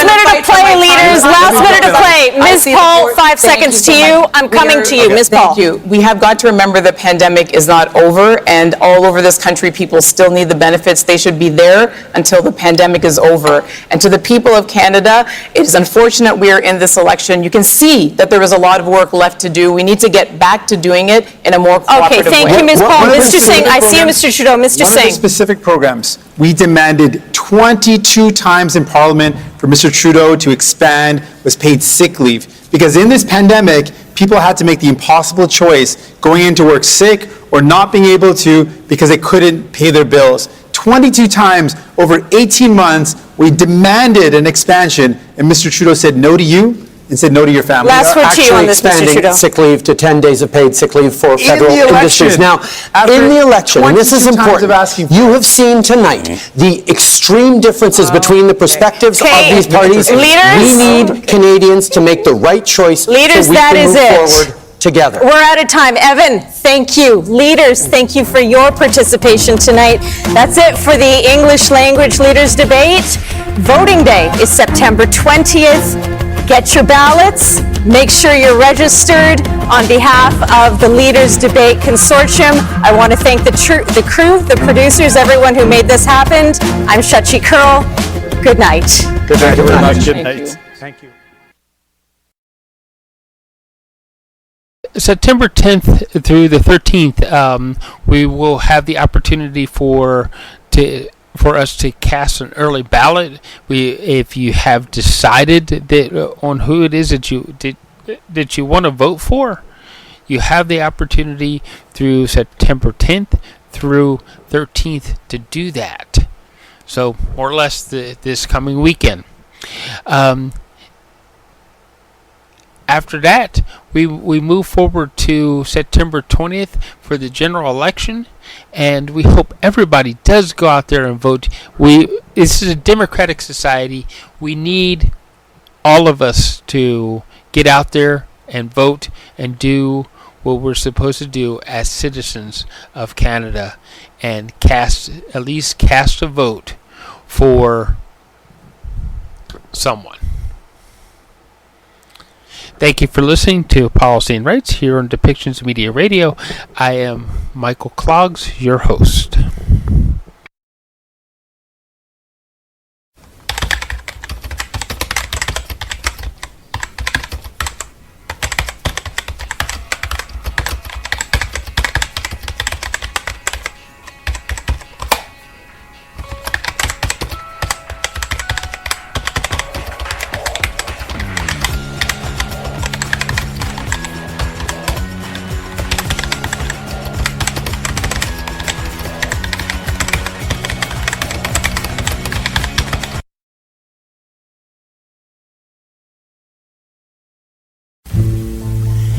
Thank you for listening today, and thank you for supporting us with our sponsors. Please go to depictions.media for more information, and click on our contact link and let us know how we can help bring your story and help bring us to a better world.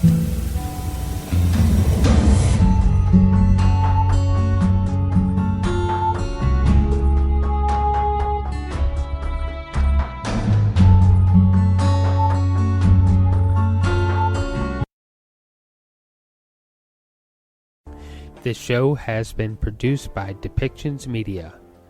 Please contact us at depictions.media for more information.